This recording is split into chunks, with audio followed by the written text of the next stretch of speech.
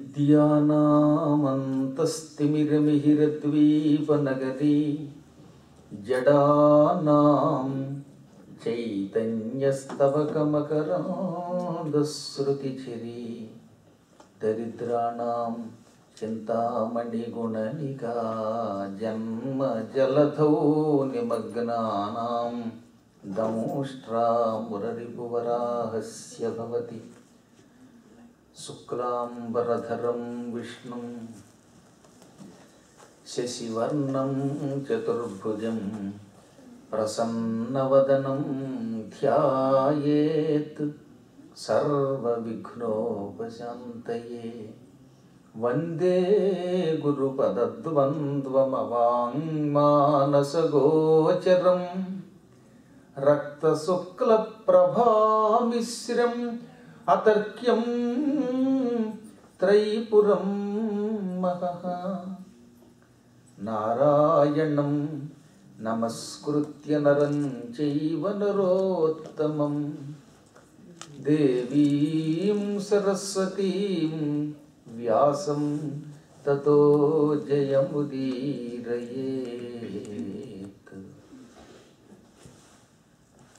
సచ్చిదానందరూపాయ విశ్వోత్పత్యాదిహేతవే తాపత్రయ వినాశాయ శ్రీకృష్ణాయ వయం నమః.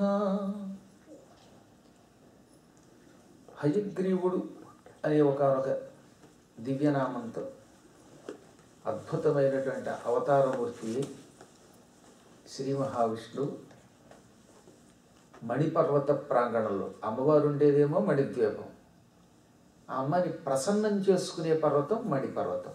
మొత్తం మీద అంతా మణి. జగన్మాత అనర్ఘరత్నమణి అని ఒక బిరుదు పొందింది. అనర్ఘము అంటే మూల్యము కట్టడానికి వీలు కాని ఏ వస్తువైనా దానికి ఇంత విలువ అని మనకి తెలుస్తూనే ఉంటుంది లోకంలో. ఓ ఫ్లాస్కో ఉంది, దానికి ఒక $10 అని ఒక విలువ పెట్టాడు ఎవడు. లేదా కర్మగాలి పక్కన ప్లాస్టిక్ గ్లాస్ ఉంది, దానికి ఒక సెంటు అని పూర్వం ఉండేది, దానికి కూడా విలువ ఉందనుకుంటాను. ఇక్కడ మొత్తం మీద ఏదో ఒకటి దానికి ఎంత ఒక విలువ. ప్రతి వస్తువుకి ఈ భూమి మీద ఉన్న మానవులు విలువని నిర్ణయిస్తారు. అలా విలువని నిర్ణయిస్తే ఆ వస్తువుకి అర్ఘ వస్తువు అని పేరు. దానికి వ్యతిరేకం అనర్ఘం అంటే విలువ నిర్ణయించడానికి, విలువ కట్టడానికి వీలు లేనిది. అనర్ఘరత్నము విలువ ఎంత అని చెప్పడానికి వీలు కాని రాయి అన్నమాట. ఆ రత్నానికి పక్కన మణి చేరిస్తే ఇంకా శ్రేష్టమైనది. అసలు ఆ మణే ఎంతో అమూల్యమైనది. ఆ అమూల్యమైన మణులలో మళ్ళీ ఇది ఉత్తమమైనది అనమాట. అందుకే మీకు సుందరకాండలో మణిరత్నం అనే ఒక పదాన్ని వాడారు. సీతాదేవి హనుమంతునికి మణిరత్నమును మణులలో గొప్పదానిని ఇచ్చింది అన్నమాట. అటువంటి అమ్మ అటువంటి బిరుదు పొంది వసింజాది వాగ్దేవతల చేత స్తోత్రములు అందుకున్నటువంటి అమ్మ ఊర్ధ్వంలో మణిద్వీపంలో ఉంటుంది. భూలోకంలో ఉన్న వ్యక్తులు తొందరగా తన దర్శనం చేసుకోవడానికి వీలుగా ఒక పవిత్ర స్థలాన్ని సృష్టించింది. కొన్ని స్థలాలలో కూర్చుంటే మనకి తొందరగా భగవద్ అనుగ్రహం కలుగుతుంది. వాటికి సిద్ధ ప్రదేశాలు, సిద్ధభూములు అని పేరు. భూమి అంతా గొప్పది అవ్వడానికి. భూమి ఓ చోట దుష్టభూమి, ఓ చోట ఏమో శిష్టభూమి అని ఉండదు. కానీ ఆయా ప్రాంతాలలో మహానుభావులు అడుగు పెట్టడం వల్ల, తిరుగాడడం వల్ల దానికి ఎక్కువ శక్తి వస్తుంది అన్నమాట. విద్యుత్ అంతటా ఉన్న ట్రాన్స్ఫార్మర్లోకి వచ్చిన తర్వాతే మన ఇంట్లోకి వస్తుంది కదా. బల్బులు వాటి కెపాసిటీని బట్టి ఆ విద్యుత్తును లాక్కుని వెలుగునిస్తూ ఉంటాయి. 1000 క్యాండిల్ బల్బు ఒక రకంగా వెలుగుతుంది, 0 క్యాండిల్ ఒక రకంగా వెలుగుతుంది. మిషన్లోకి వెళ్ళేటటువంటి ఆ విద్యుత్తు దాని అర్హతని బట్టి దాని చేత పని చేయిస్తూ ఉంటుంది. అలాగే ఈ భూమంతా పరమాత్మ స్వరూపమైనప్పటికీ కొన్ని ప్రదేశాలలో భగవద్భక్తులు, భగవంతుడు అడుగుపెట్టి ఆ ప్రదేశాన్ని సిద్ధ ప్రదేశంగా, పవిత్ర ప్రదేశంగా మార్చారు. అందుకే ఇప్పుడు మనం 7 కొండలకు వెళ్ళామంటే అక్కడ భగవత్ సాక్షాత్కారం తొందరగా అవుతుంది. మణిపర్వతానికి వెళ్ళి అమ్మని గురించి జపం చేస్తే, అమ్మవారి సహస్రనామ పారాయణ చేస్తే ఏదో ఒక రీతిలో అమ్మ మనకి దర్శనమిచ్చి తీరుతుంది. ఎలా అయినా దర్శనమిస్తుంది. అందున పవిత్రమూర్తులు నిత్యం దానం చేసే శీలత్వం కలిగినటువంటి వాళ్ళు, ఇటువంటి పుణ్యాత్ములు మణిపర్వతానికి వెడితే కేవలం ఒక్క రోజులో అమ్మవారి దర్శనం చేసుకుంటారు అని బ్రహ్మాండ పురాణం కూడా చెబుతున్నది. అంత గొప్ప పర్వతం అది. అందువల్లే మీకు గుర్తుందో లేదో, మనం భాగవతం చెప్పుకున్నప్పుడు శ్రీకృష్ణుడు ముచుకుందుడనే ఒక రాజుగారికి ఒక సలహా ఇచ్చాడు. నువ్వు ఇక్కడ ఈ మనుషుల మధ్యలో ఉండద్దు, వీళ్ళ మధ్యలో ఉంటే నువ్వు ఎంత జపం చేద్దామన్నా తపస్సు చేద్దామన్నా వాళ్ళు మళ్ళీ ఈ లోకంలో కీర్చుకొస్తారు, నిన్ను వాళ్ళ కబుర్లతో నిన్ను కూడా పాడు చేస్తారు. అధిక ప్రసంగం చేసే ఈ జనం మధ్యలో కాకుండా సిద్ధ ప్రదేశమైన బదరీకి వెళ్ళు. హిమాలయాలలో బదరికావనం చాలా గొప్పది. అక్కడ నేను నరనారాయణులనే పేరుతోటి మహాతపస్సు చేశాను. అందువల్ల అక్కడికి అడుగుపెట్టి తపస్సు చేసిన వాడికి తొందరగా తపఫలితం లభిస్తుంది, నా సాక్షాత్కారం లభిస్తుంది అని చెప్పాడు. అలాగే అమ్మవారు కూడా ఈ దేవీ భాగవతంలో చెప్పలేదు కానీ ఈ విషయాన్ని బ్రహ్మాండ పురాణంలో హయగ్రీవ అగస్త్య సంవాదంలో ఈ విషయం స్వయంగా అమ్మే చెప్పింది అని హయగ్రీవుడు ఉటంకించాడు. భూమి మీద ఎవరైనా అమ్మవారి ఉపాసకులు ఉంటే వాళ్ళు అమ్మని తొందరగా చూడాలి అని కోరుకుంటే అటువంటి వాళ్ళు అస్సాం వెళ్ళండి, గౌహతి ప్రాంతానికి వెళ్ళండి. బ్రహ్మపుత్ర నది మధ్యలో ఉన్నటువంటి మణిపర్వతం మీద కూర్చుని అమ్మని ధ్యానం చేసినా, లేక అమ్మవారి బీజాక్షరాలని జపం చేసినా, ఇందాక చెప్పినట్టుగా లలితా సహస్రనామ పారాయణ చేసినా వారికి తొందరగా అమ్మ సాక్షాత్కారం లభిస్తుంది, లేదా అనుభూతి కలుగుతుంది, కోరిన కోరికలు తీరుతాయి. అంత గొప్ప స్థానం.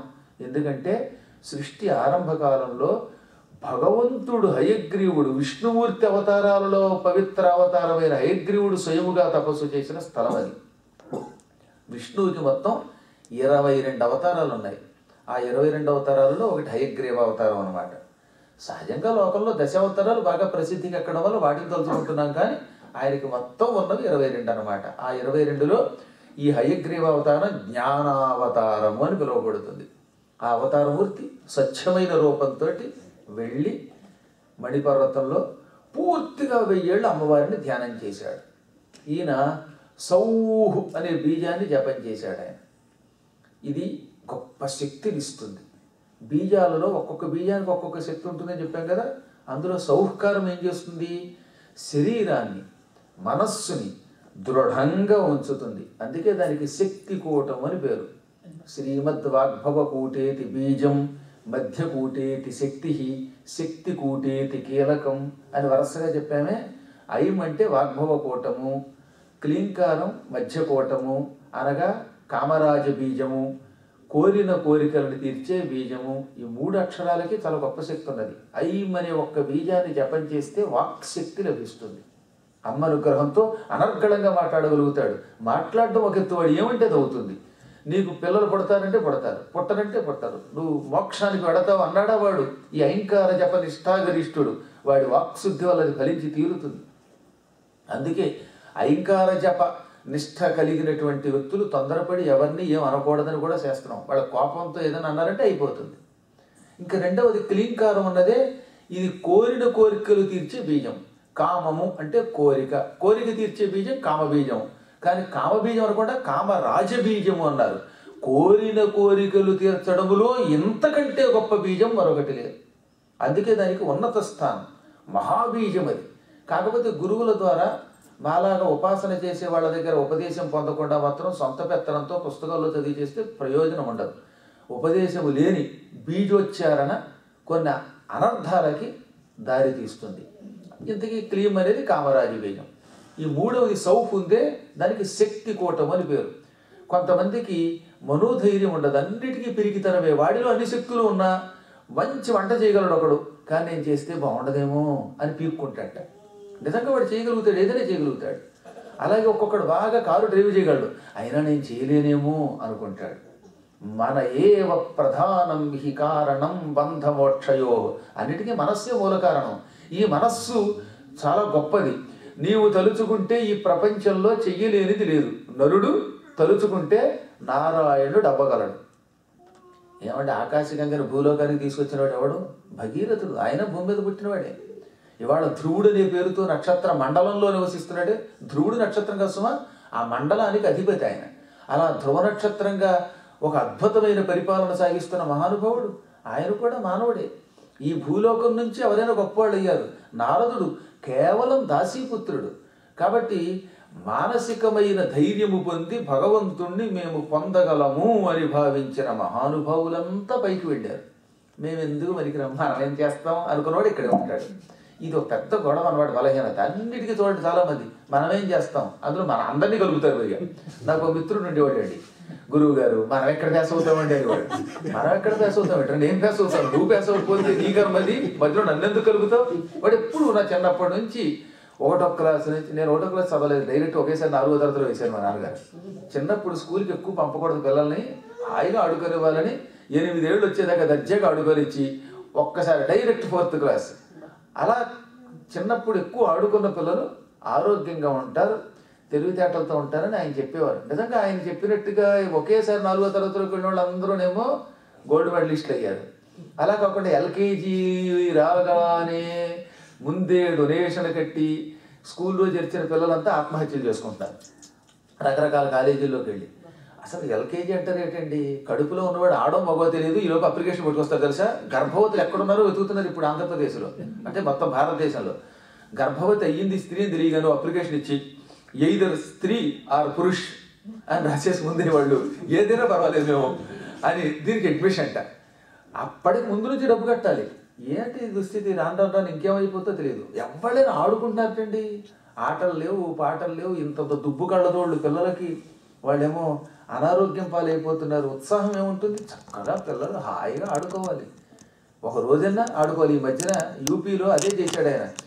ఆదివారం శనివారాలు లాంటి రోజుల్లో పిల్లలు పూర్తి శనివారం ఆడుకుని తీరాలి, ఆ రోజున పిల్లల చేత చదివించారంటే మీ అంతం చూస్తానన్నాడు ఆయన. యోగి ఆదిత్యనాథ్ గారు లాంటి వాళ్ళు యోగులు కాబట్టి వాళ్ళు పని చేయగలరు.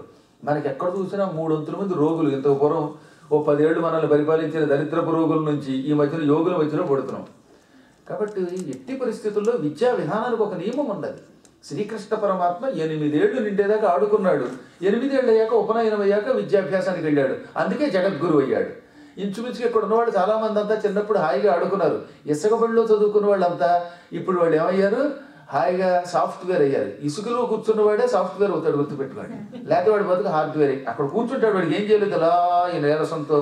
ఉద్యోగం పోతే బెంగ, ఏం బతుకుతామో తెలియదు, ఎలా బ్రతుకుతామో తెలియదు. అన్నిటికీ బెంగలు ఎందుకు వస్తున్నాయంటే ఇసుకబడిలో పిసుక్కుంటూ అన్నం తిరగకపోవడమే. పెద్దాలు తిన్నవాడికి బజ్జలు వస్తాయి తప్ప, ఏదో అలా యాంత్రికంగా పనిచేస్తారు తప్ప తెలివితేటలు తగ్గిపోతాయి.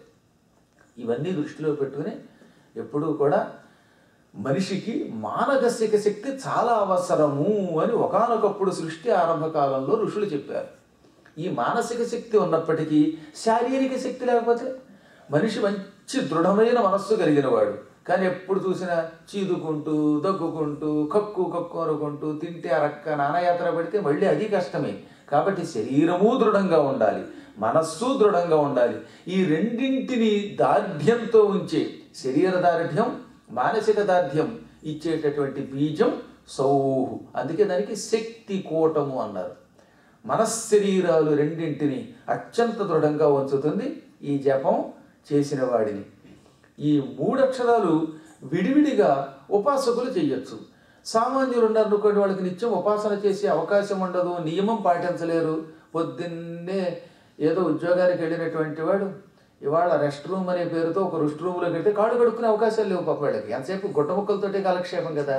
అటువంటిప్పుడు కాళ్ళు కడుక్కోకుండా జపం చేయాలంటే కష్టం కనుక అమ్మవారు కరుణాస్వరూపిణి ఏం చేసింది, ఈ జపం చెయ్యని పిల్లలు గొప్పవాళ్ళు కాలేరు, ధైర్యవంతులు కాలేరు, కార్యసిద్ధి అవ్వదు.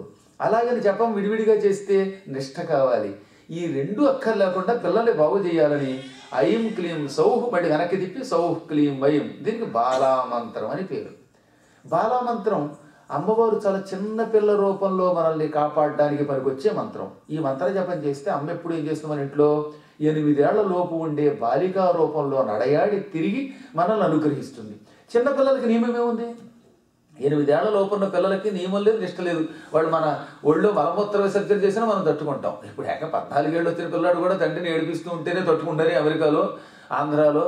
అలాగే ఇప్పుడు ఈ 8 ఏళ్ల పిల్లలు అయితే ఇంకా ముద్దుగా ఉంటుంది కనుక అమ్మవారు ఏం చేస్తుంది, ఏ నియమం వద్దు నీకు, నిష్ట అక్కర్లా, ఈ మంత్రాన్ని హాయిగా ఒక గురువు ద్వారా ఉపదేశం పొంది సర్వకాల సర్వావస్థల్లో చెయ్యి.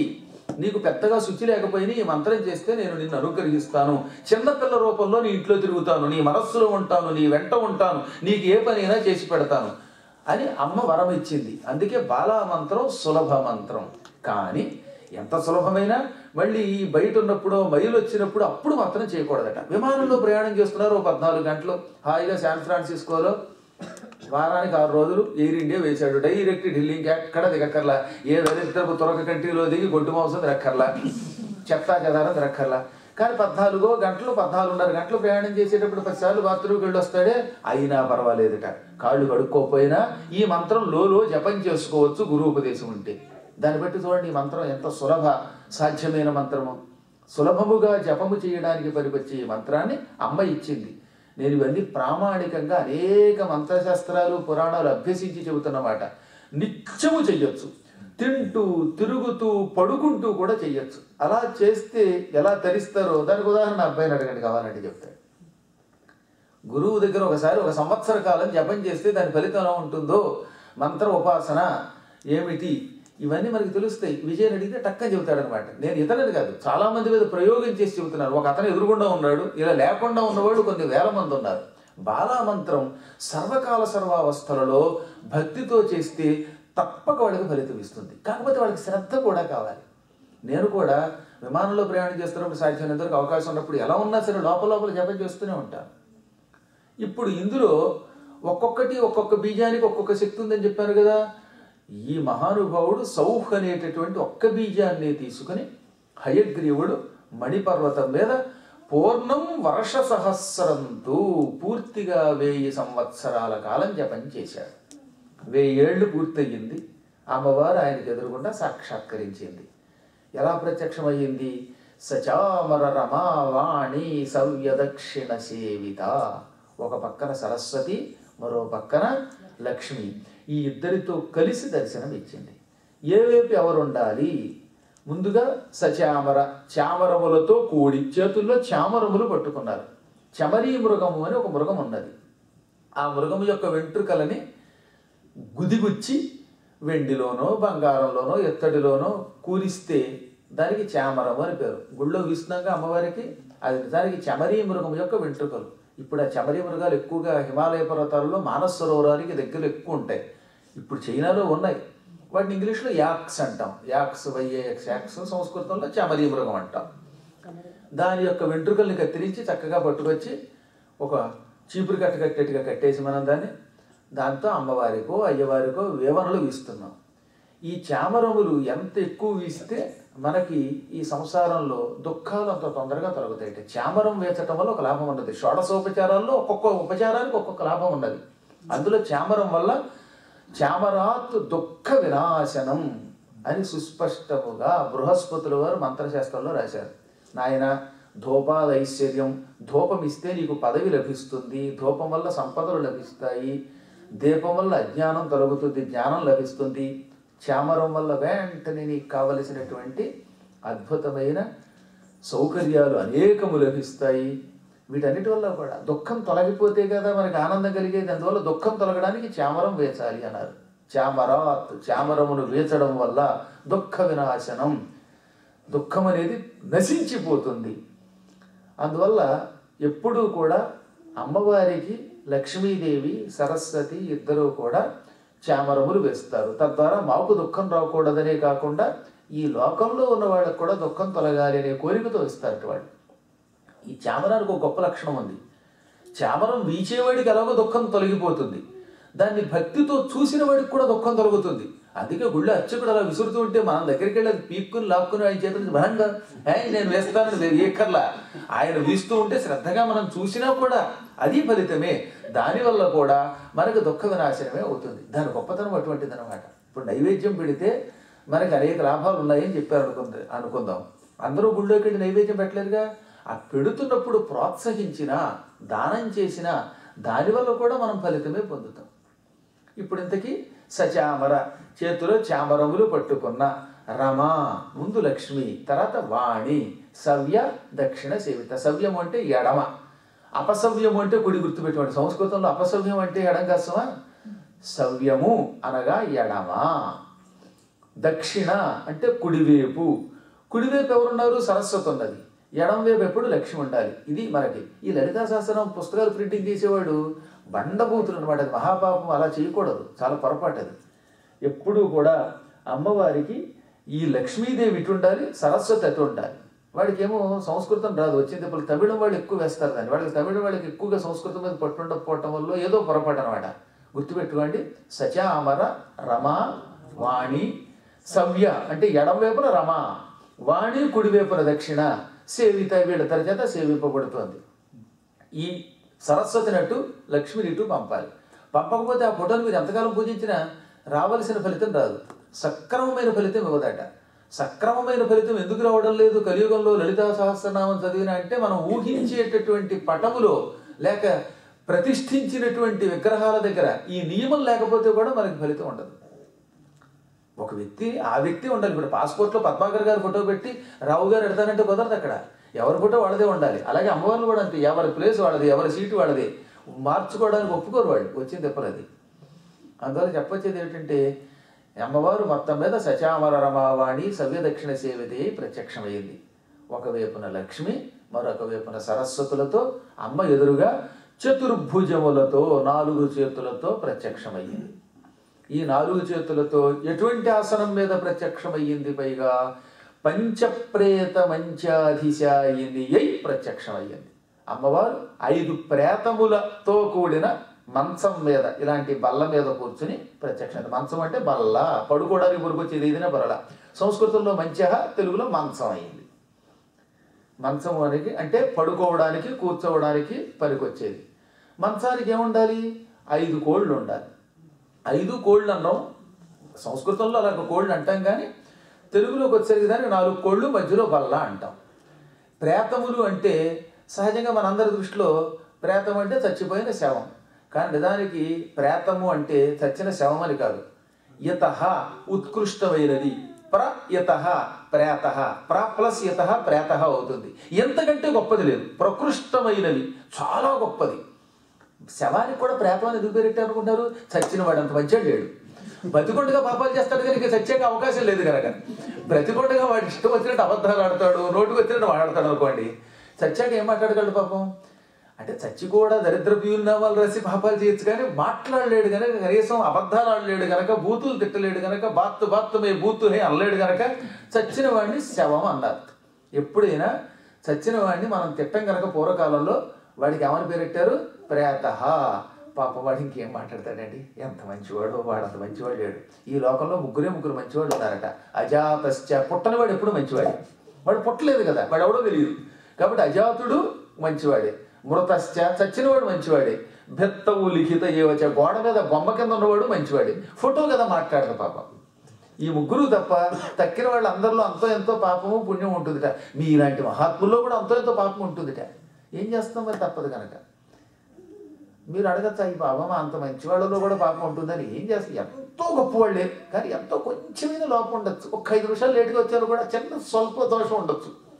చంద్రుడిలో పచ్చలేదు మరి. అందువల్ల సహజంగా లోకంలో ఒక్క చచ్చిన వాడిని మాత్రమే పరమశ్రేష్ఠుడు అంటాం. అమ్మవారిని అందుకని ఇక్కడ పంచప్రేత, 5 శ్రేష్టమైన ప్రేతములతో కూడిన మంచ, బల్ల మీద, మంచము మీద లేక ఆసనం మీద అధిశాయిని కూర్చుని దర్శనమిచ్చింది. అమ్మ కూర్చోవాలి, పక్కన ఈ లక్ష్మీ సరస్వతులు సేవ చేయాలి. ఇప్పుడు ఇంతకీ ఈ 5 కోళ్ళు ఏమిటి అమ్మవారికి అంటే, బ్రహ్మ విష్ణుశ్చ రుద్రశ్చ ఈశ్వరశ్చ సదాశివః ఏతే పంచఖురాః ప్రోక్తాః ఫలకస్తు సదాశివః. అమ్మవారు కూర్చున్న ఆసనానికి ఒక కోడు బ్రహ్మ, రెండో కోడు విష్ణువు, మూడోవాడు రుద్రుడు, 4వ వాడు ఈశ్వరుడు. రుద్రుడు వేరు, ఈశ్వరుడు వేరు. శివుడికి చాలా రూపాలు ఉన్నాయి, 11 రూపాలు ఉన్నాయి. అందులో ఒకటి రుద్రుడు, ఒకటి ఈశ్వరుడు. ఈ 4 కోళ్ళు ఉన్నాయి. మరి మధ్యలో బల్ల ఉండాలిగా. 4 కోళ్ళు అక్కడ పెడితే దాని మీద ఒకడు కూర్చుంటాడు. కోళ్ళ మీద చక్కగా ఓ మంచి ఫలకం ఉండాలి. ఫలకస్తు సదాశివ, సదాశివుడు అనేవాడు ఈ ఫలకము కింద ఉంటాడు. సంస్కృతంలో ఫలకం, తెలుగులో బల్ల అయిందనమాట. అదే పలక. తెలుగులో పలక పలక అంటున్నామే, సంస్కృతంలో ఫలకం. ఈ మధ్యలో ఉన్న బల్ల, ఈ ఫ్లాట్, ఈ బల్ల సదాశివుడు. ఈ నలుగురు మోస్తున్నారు.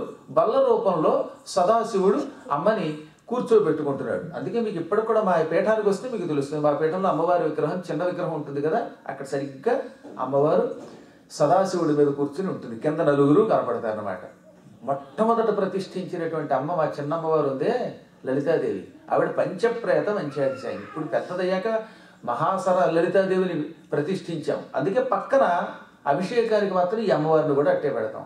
శాస్త్ర ప్రకారంగా పంచప్రేత మంచాధిశాయిని ఉండాలి.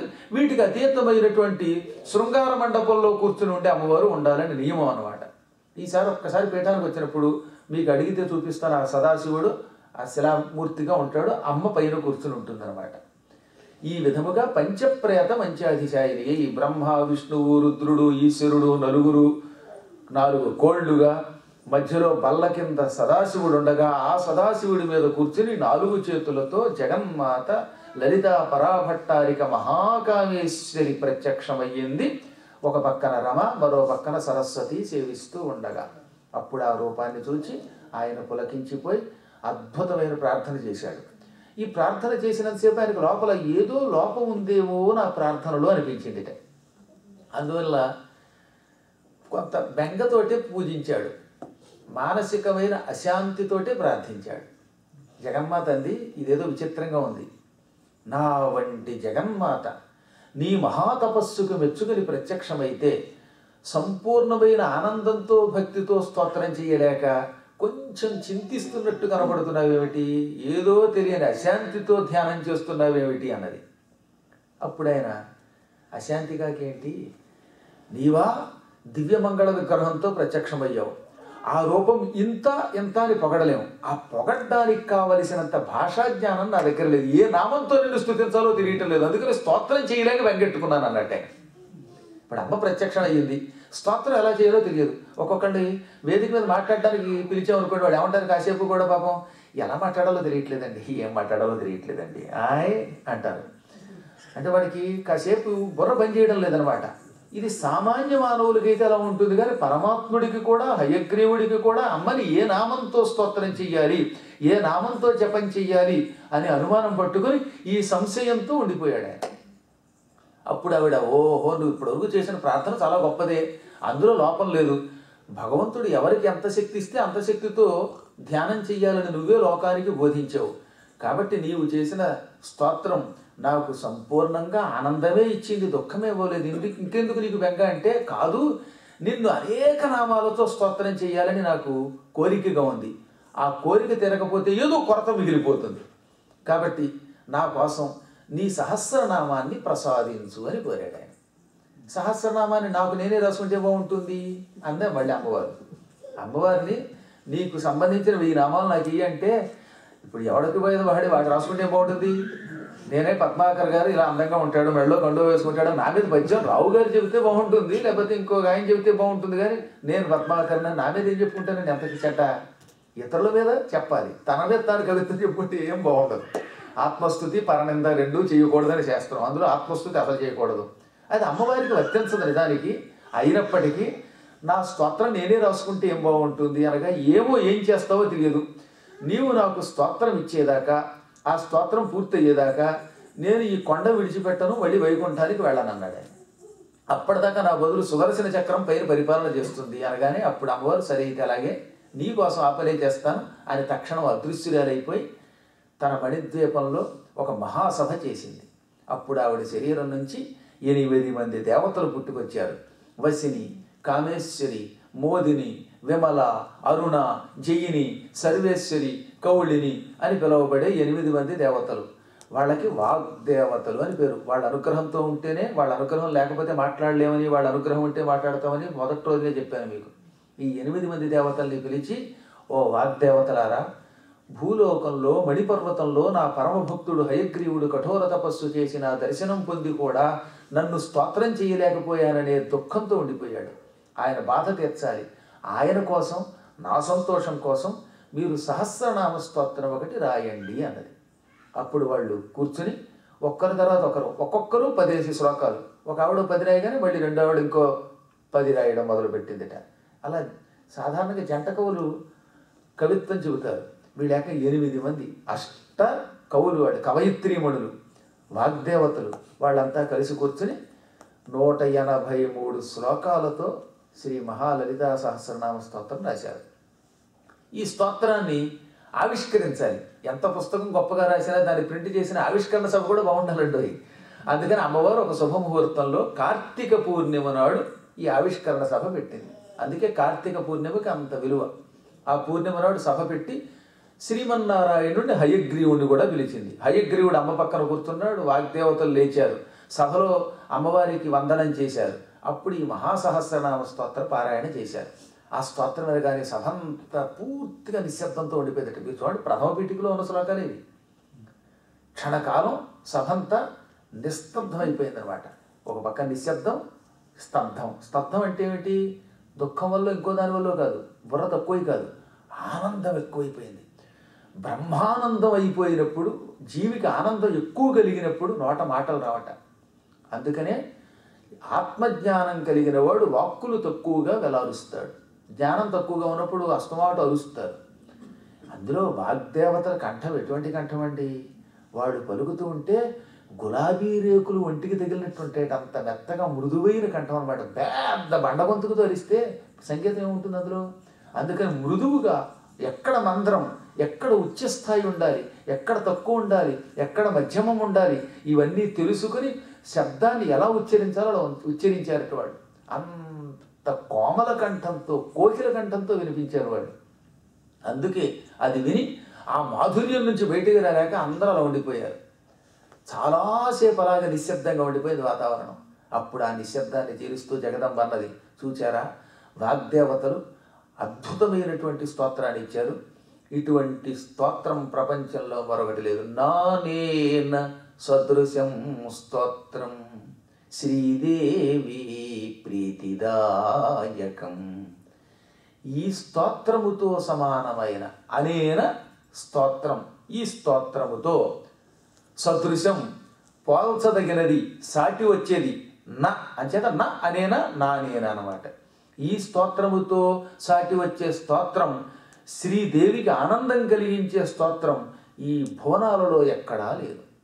దీనికి ఒక అత్యద్భుతమైనటువంటి శక్తి ఎందుకు వచ్చింది? రాయడం వల్ల వచ్చింది. ఎలా రాశారు? ఉపాసనా బలంతో రాశారు. ఆ రాయడంలో కూర్పు ఎలా ఉందో తెలిసిన మీకు? సహస్రనామాలు ఎవరు రాసినా అందులో పాదపూర్తి కోసం తూ చ అనే 2 అక్షరాలు వాడతారు. అవి వాడకుండా ఎవ్వడు రాయలేడు. మీరు చూస్తున్నారు కదా, ధర్మజ్ఞశ్చ కృతజ్ఞశ్చ అని విష్ణు సహస్రనామంలో వెంటనే అక్కడ చ అనే అక్షరం కనపట్ల. ఇంచుమించు ఎక్కడో చోట సర్వశివస్థాణుర్భూతాధిర్నిధిరవ్యయ ఇలా అక్షరాలతో కూర్పుతో ఉండే చోట ఒక్కొక్క చోట ఏమవుతుందంటే 8 అక్షరాలు ఉంటాయి శ్లోకానికి. ప్రతి పాదములో శ్లోకానికి 8 అక్షరాలు ఉంటాయి అనుష్టుప్ ఛందస్సులో. ఇది అనుష్టుప్కి చెప్తున్నమాట నేను. అనుష్టుప్ ఛందస్సు అంటే 4 పాదాలు. ఆ 4 పాదాలలో పాదానికి 8 అక్షరాలు, 4 8 32 అక్షరాలు. సర్వత్ర లఘు పంచకం. 5వ అక్షరం ఎప్పుడు లఘువు అయి ఉండాలి. చివరి అక్షరం లఘువు కానీ గురువు కానీ కూడా సమయ సందర్భాన్ని బట్టి ఉండొచ్చు. ఇలా దానికి చాలా నియమాలు ఉన్నాయి. అనుష్టుప్ అంటే ఊరికి రాసి పారేస్తే కుదరదు, దానికి కూడా ఒక నియమం ఉన్నది. కానీ ఆ రాసేటప్పుడు 8 అక్షరాల్లో ఒక అక్షరం తక్కువైంది అనుకోండి, ఈ అక్షరాన్ని ఏం చేయాలి?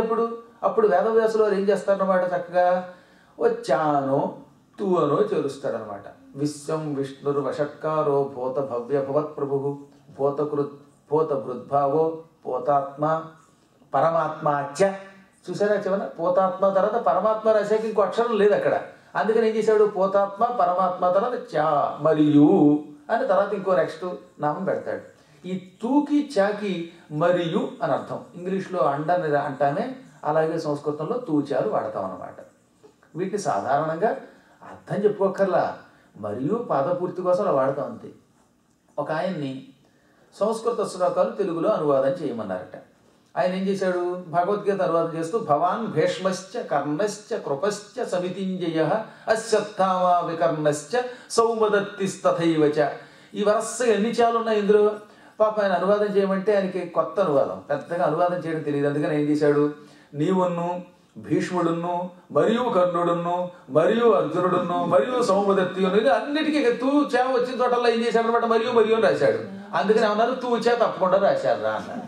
అది తూచే తప్పకుండా అంటే ఈ తూకి చాకి కూడా అస్తమాట అనుభవం ఎందుకు చేయటం, మరియు మరియు మరియు అని చేతస్థంగా రాశారనమాట. మరీ చేతస్థంగా ఉంటారు కొంతమంది, అదేమిటో తెలియదు కానీ. అందుకని అటువంటి వాడిని ఏమంటారు, తూ చా తప్పకుండా అనువాదం చేశాడు రాశాడు అంటారు అనమాట. చెయ్యడం అక్కడి నుంచి ఒక సామెత కూడా అయిపోయింది. కానీ మీరు ఒక్కసారి చూడండి, ఇటువంటి తూ కానీ చా కానీ పాదపూర్తి కోసం మొత్తం లలితా సహస్రనామంలో 183 శ్లోకాలు ఒక్క శ్లోకంలో ఉండదు. శ్రీమాత శ్రీ మహారాజ్ఞి శ్రీమత్సింహాసనేశ్వరి చిదగ్నికుండ సంభూత దేవకార్య సముద్యత ఇలా మొత్తం చదవండి. మీరు ఇంటికి వెళ్ళి వాడు చూడండి, మధ్యలో అండ కోసం ఒక పాదపూర్తి కోసం తూ అనే అక్షరం కానీ చా కానీ ఉండదు. అలా తూచాలు లేకుండా కేవలం నామములు మాత్రమే ఇందులో ఉండడం వల్ల ఇది బ్రహ్మాండ పురాణానికి కాదు, బ్రహ్మాండానికి ఒక అద్భుతమైన స్తోత్రమైంది. అందుకే బ్రహ్మాండ పురాణంలో లలితా సహస్రనామం ఉండడం కాదు నాయన, అసలు ఈ సహస్రనామంలోనే బ్రహ్మాండాలన్నీ ఉన్నాయి అన్నారు పెద్దలు. అంత గొప్ప స్తోత్రాన్ని, మహాస్తోత్రాన్ని వాగ్దేవతలు రాయగలిగారు. ఇంక ఇది రాశాక తర్వాత వేరే స్తోత్రాలు రాయవలసిన అవసరం లేకుండా పోయిందిట. అటువంటి స్తోత్రం, దీనికి చాలా శక్తి ఉన్నది. ఎవరు ఎంత ఎక్కువ శ్రద్ధతో జపం చేస్తే అంత ఎక్కువ తగిన ఫలితం పొందుతారు. మనకి ఎప్పుడు శ్రద్ధ పెరిగితే ఫలితం ఉంటుంది, శ్రద్ధ లేకపోతే దానికి తగిన ఫలితం కూడా ఉండదు.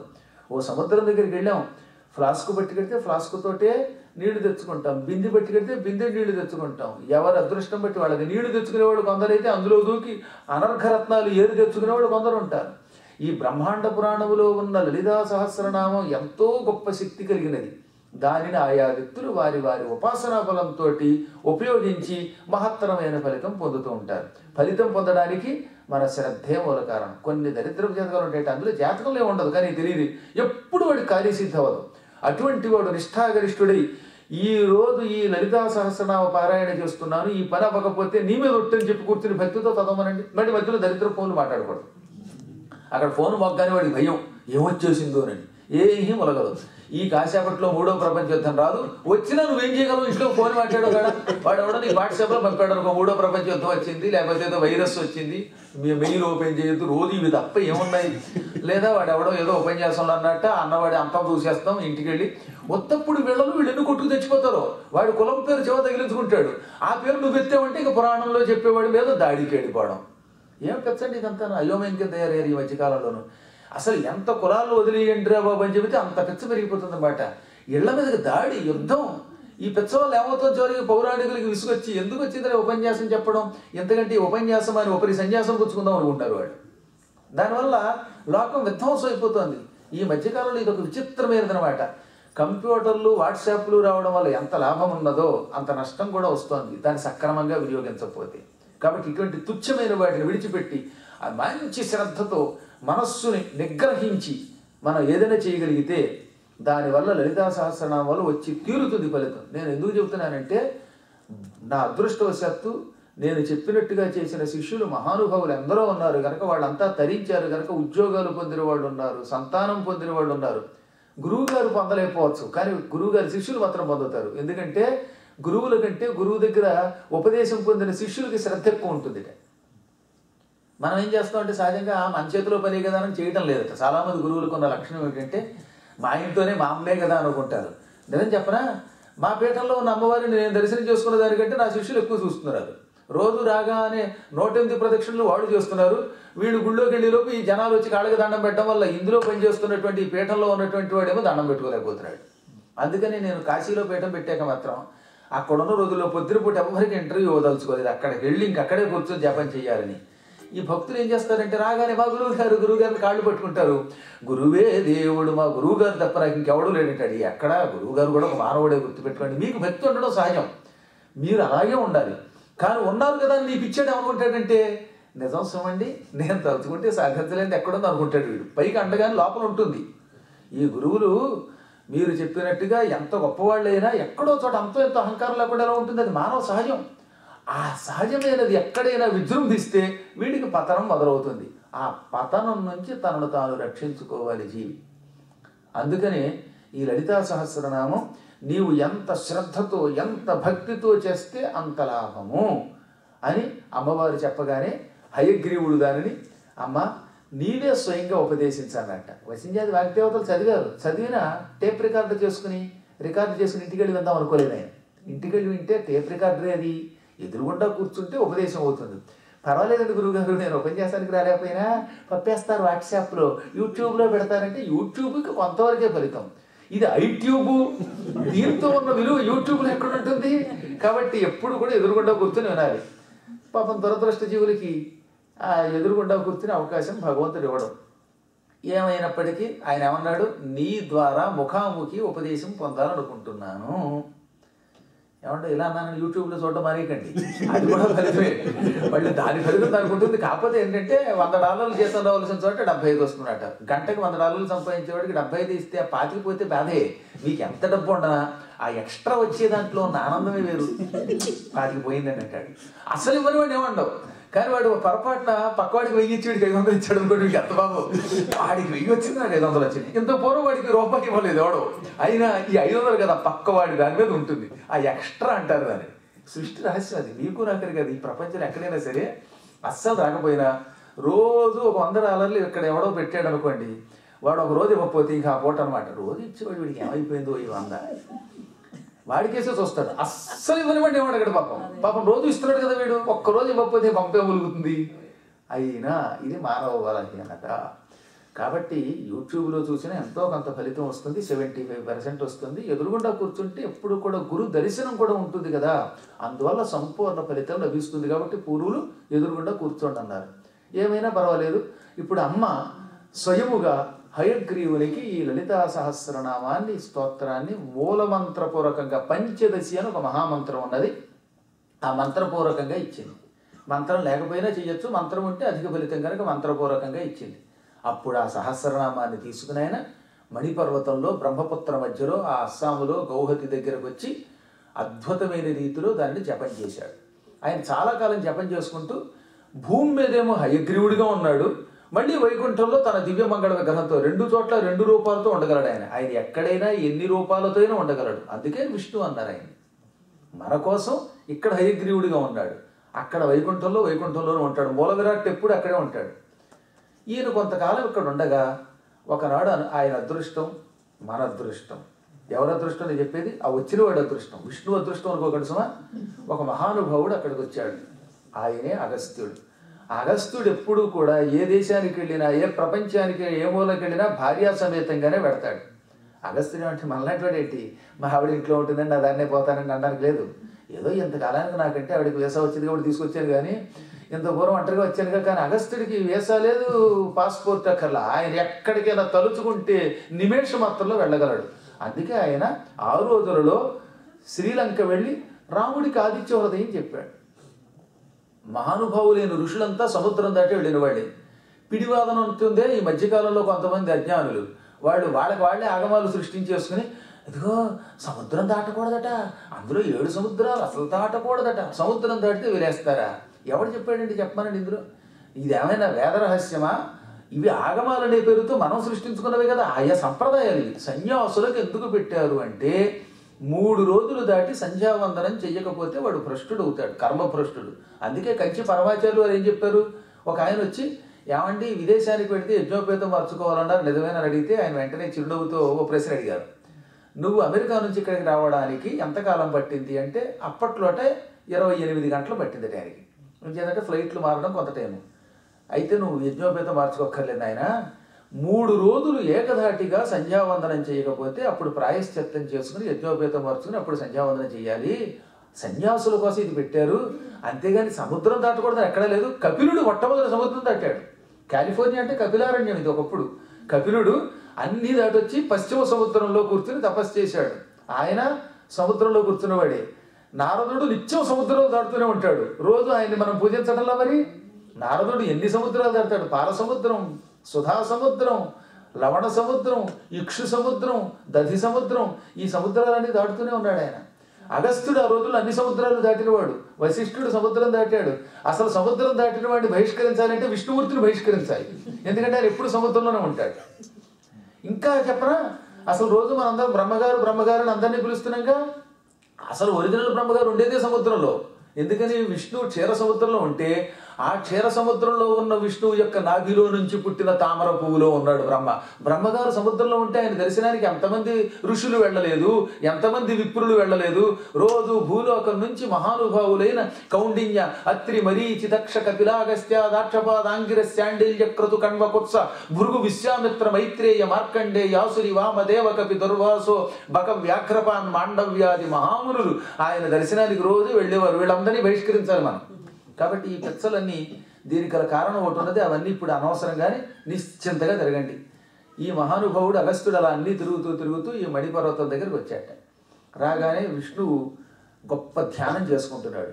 ధ్యానం పూర్తయ్యేదాకా ఉండి నీవు ఏదో తెలియని ఒక అపూర్వమైన నామాన్ని ఉచ్చరిస్తున్నట్టుగా ఇందాక నేను కొంచెం విన్నాను, చూచాయిగా విన్నాను, వినక విన్నాను, అస్పష్టంగా విన్నాను.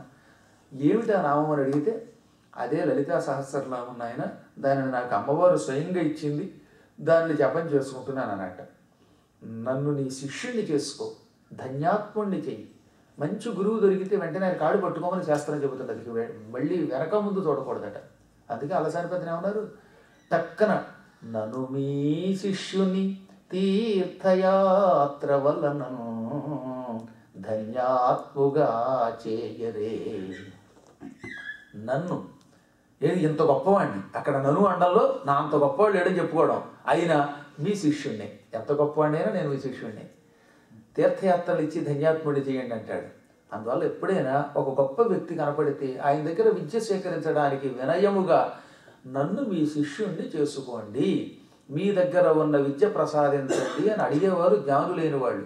అగస్త్యుడు పరమజ్ఞాని గనక లోపాముద్రా సమేతముగా హయగ్రీవుడి పాదాలు ఆశ్రయించి నాకు ఆ సహస్రనామ స్తోత్రం ఇమ్మనగా ఆయన, నాయన ఇది ఎవరికి పడితే వాడికి ఇవ్వకూడదని అమ్మ చెప్పింది, చాలా గొప్ప స్తోత్రం అని, దీనిని మంచి శిష్యుడైన వాడికి, భక్తుడైన వాడికి, జ్ఞానం కలిగిన వాడికి, మొండితనం లేనివాడికి ఇవ్వాలట.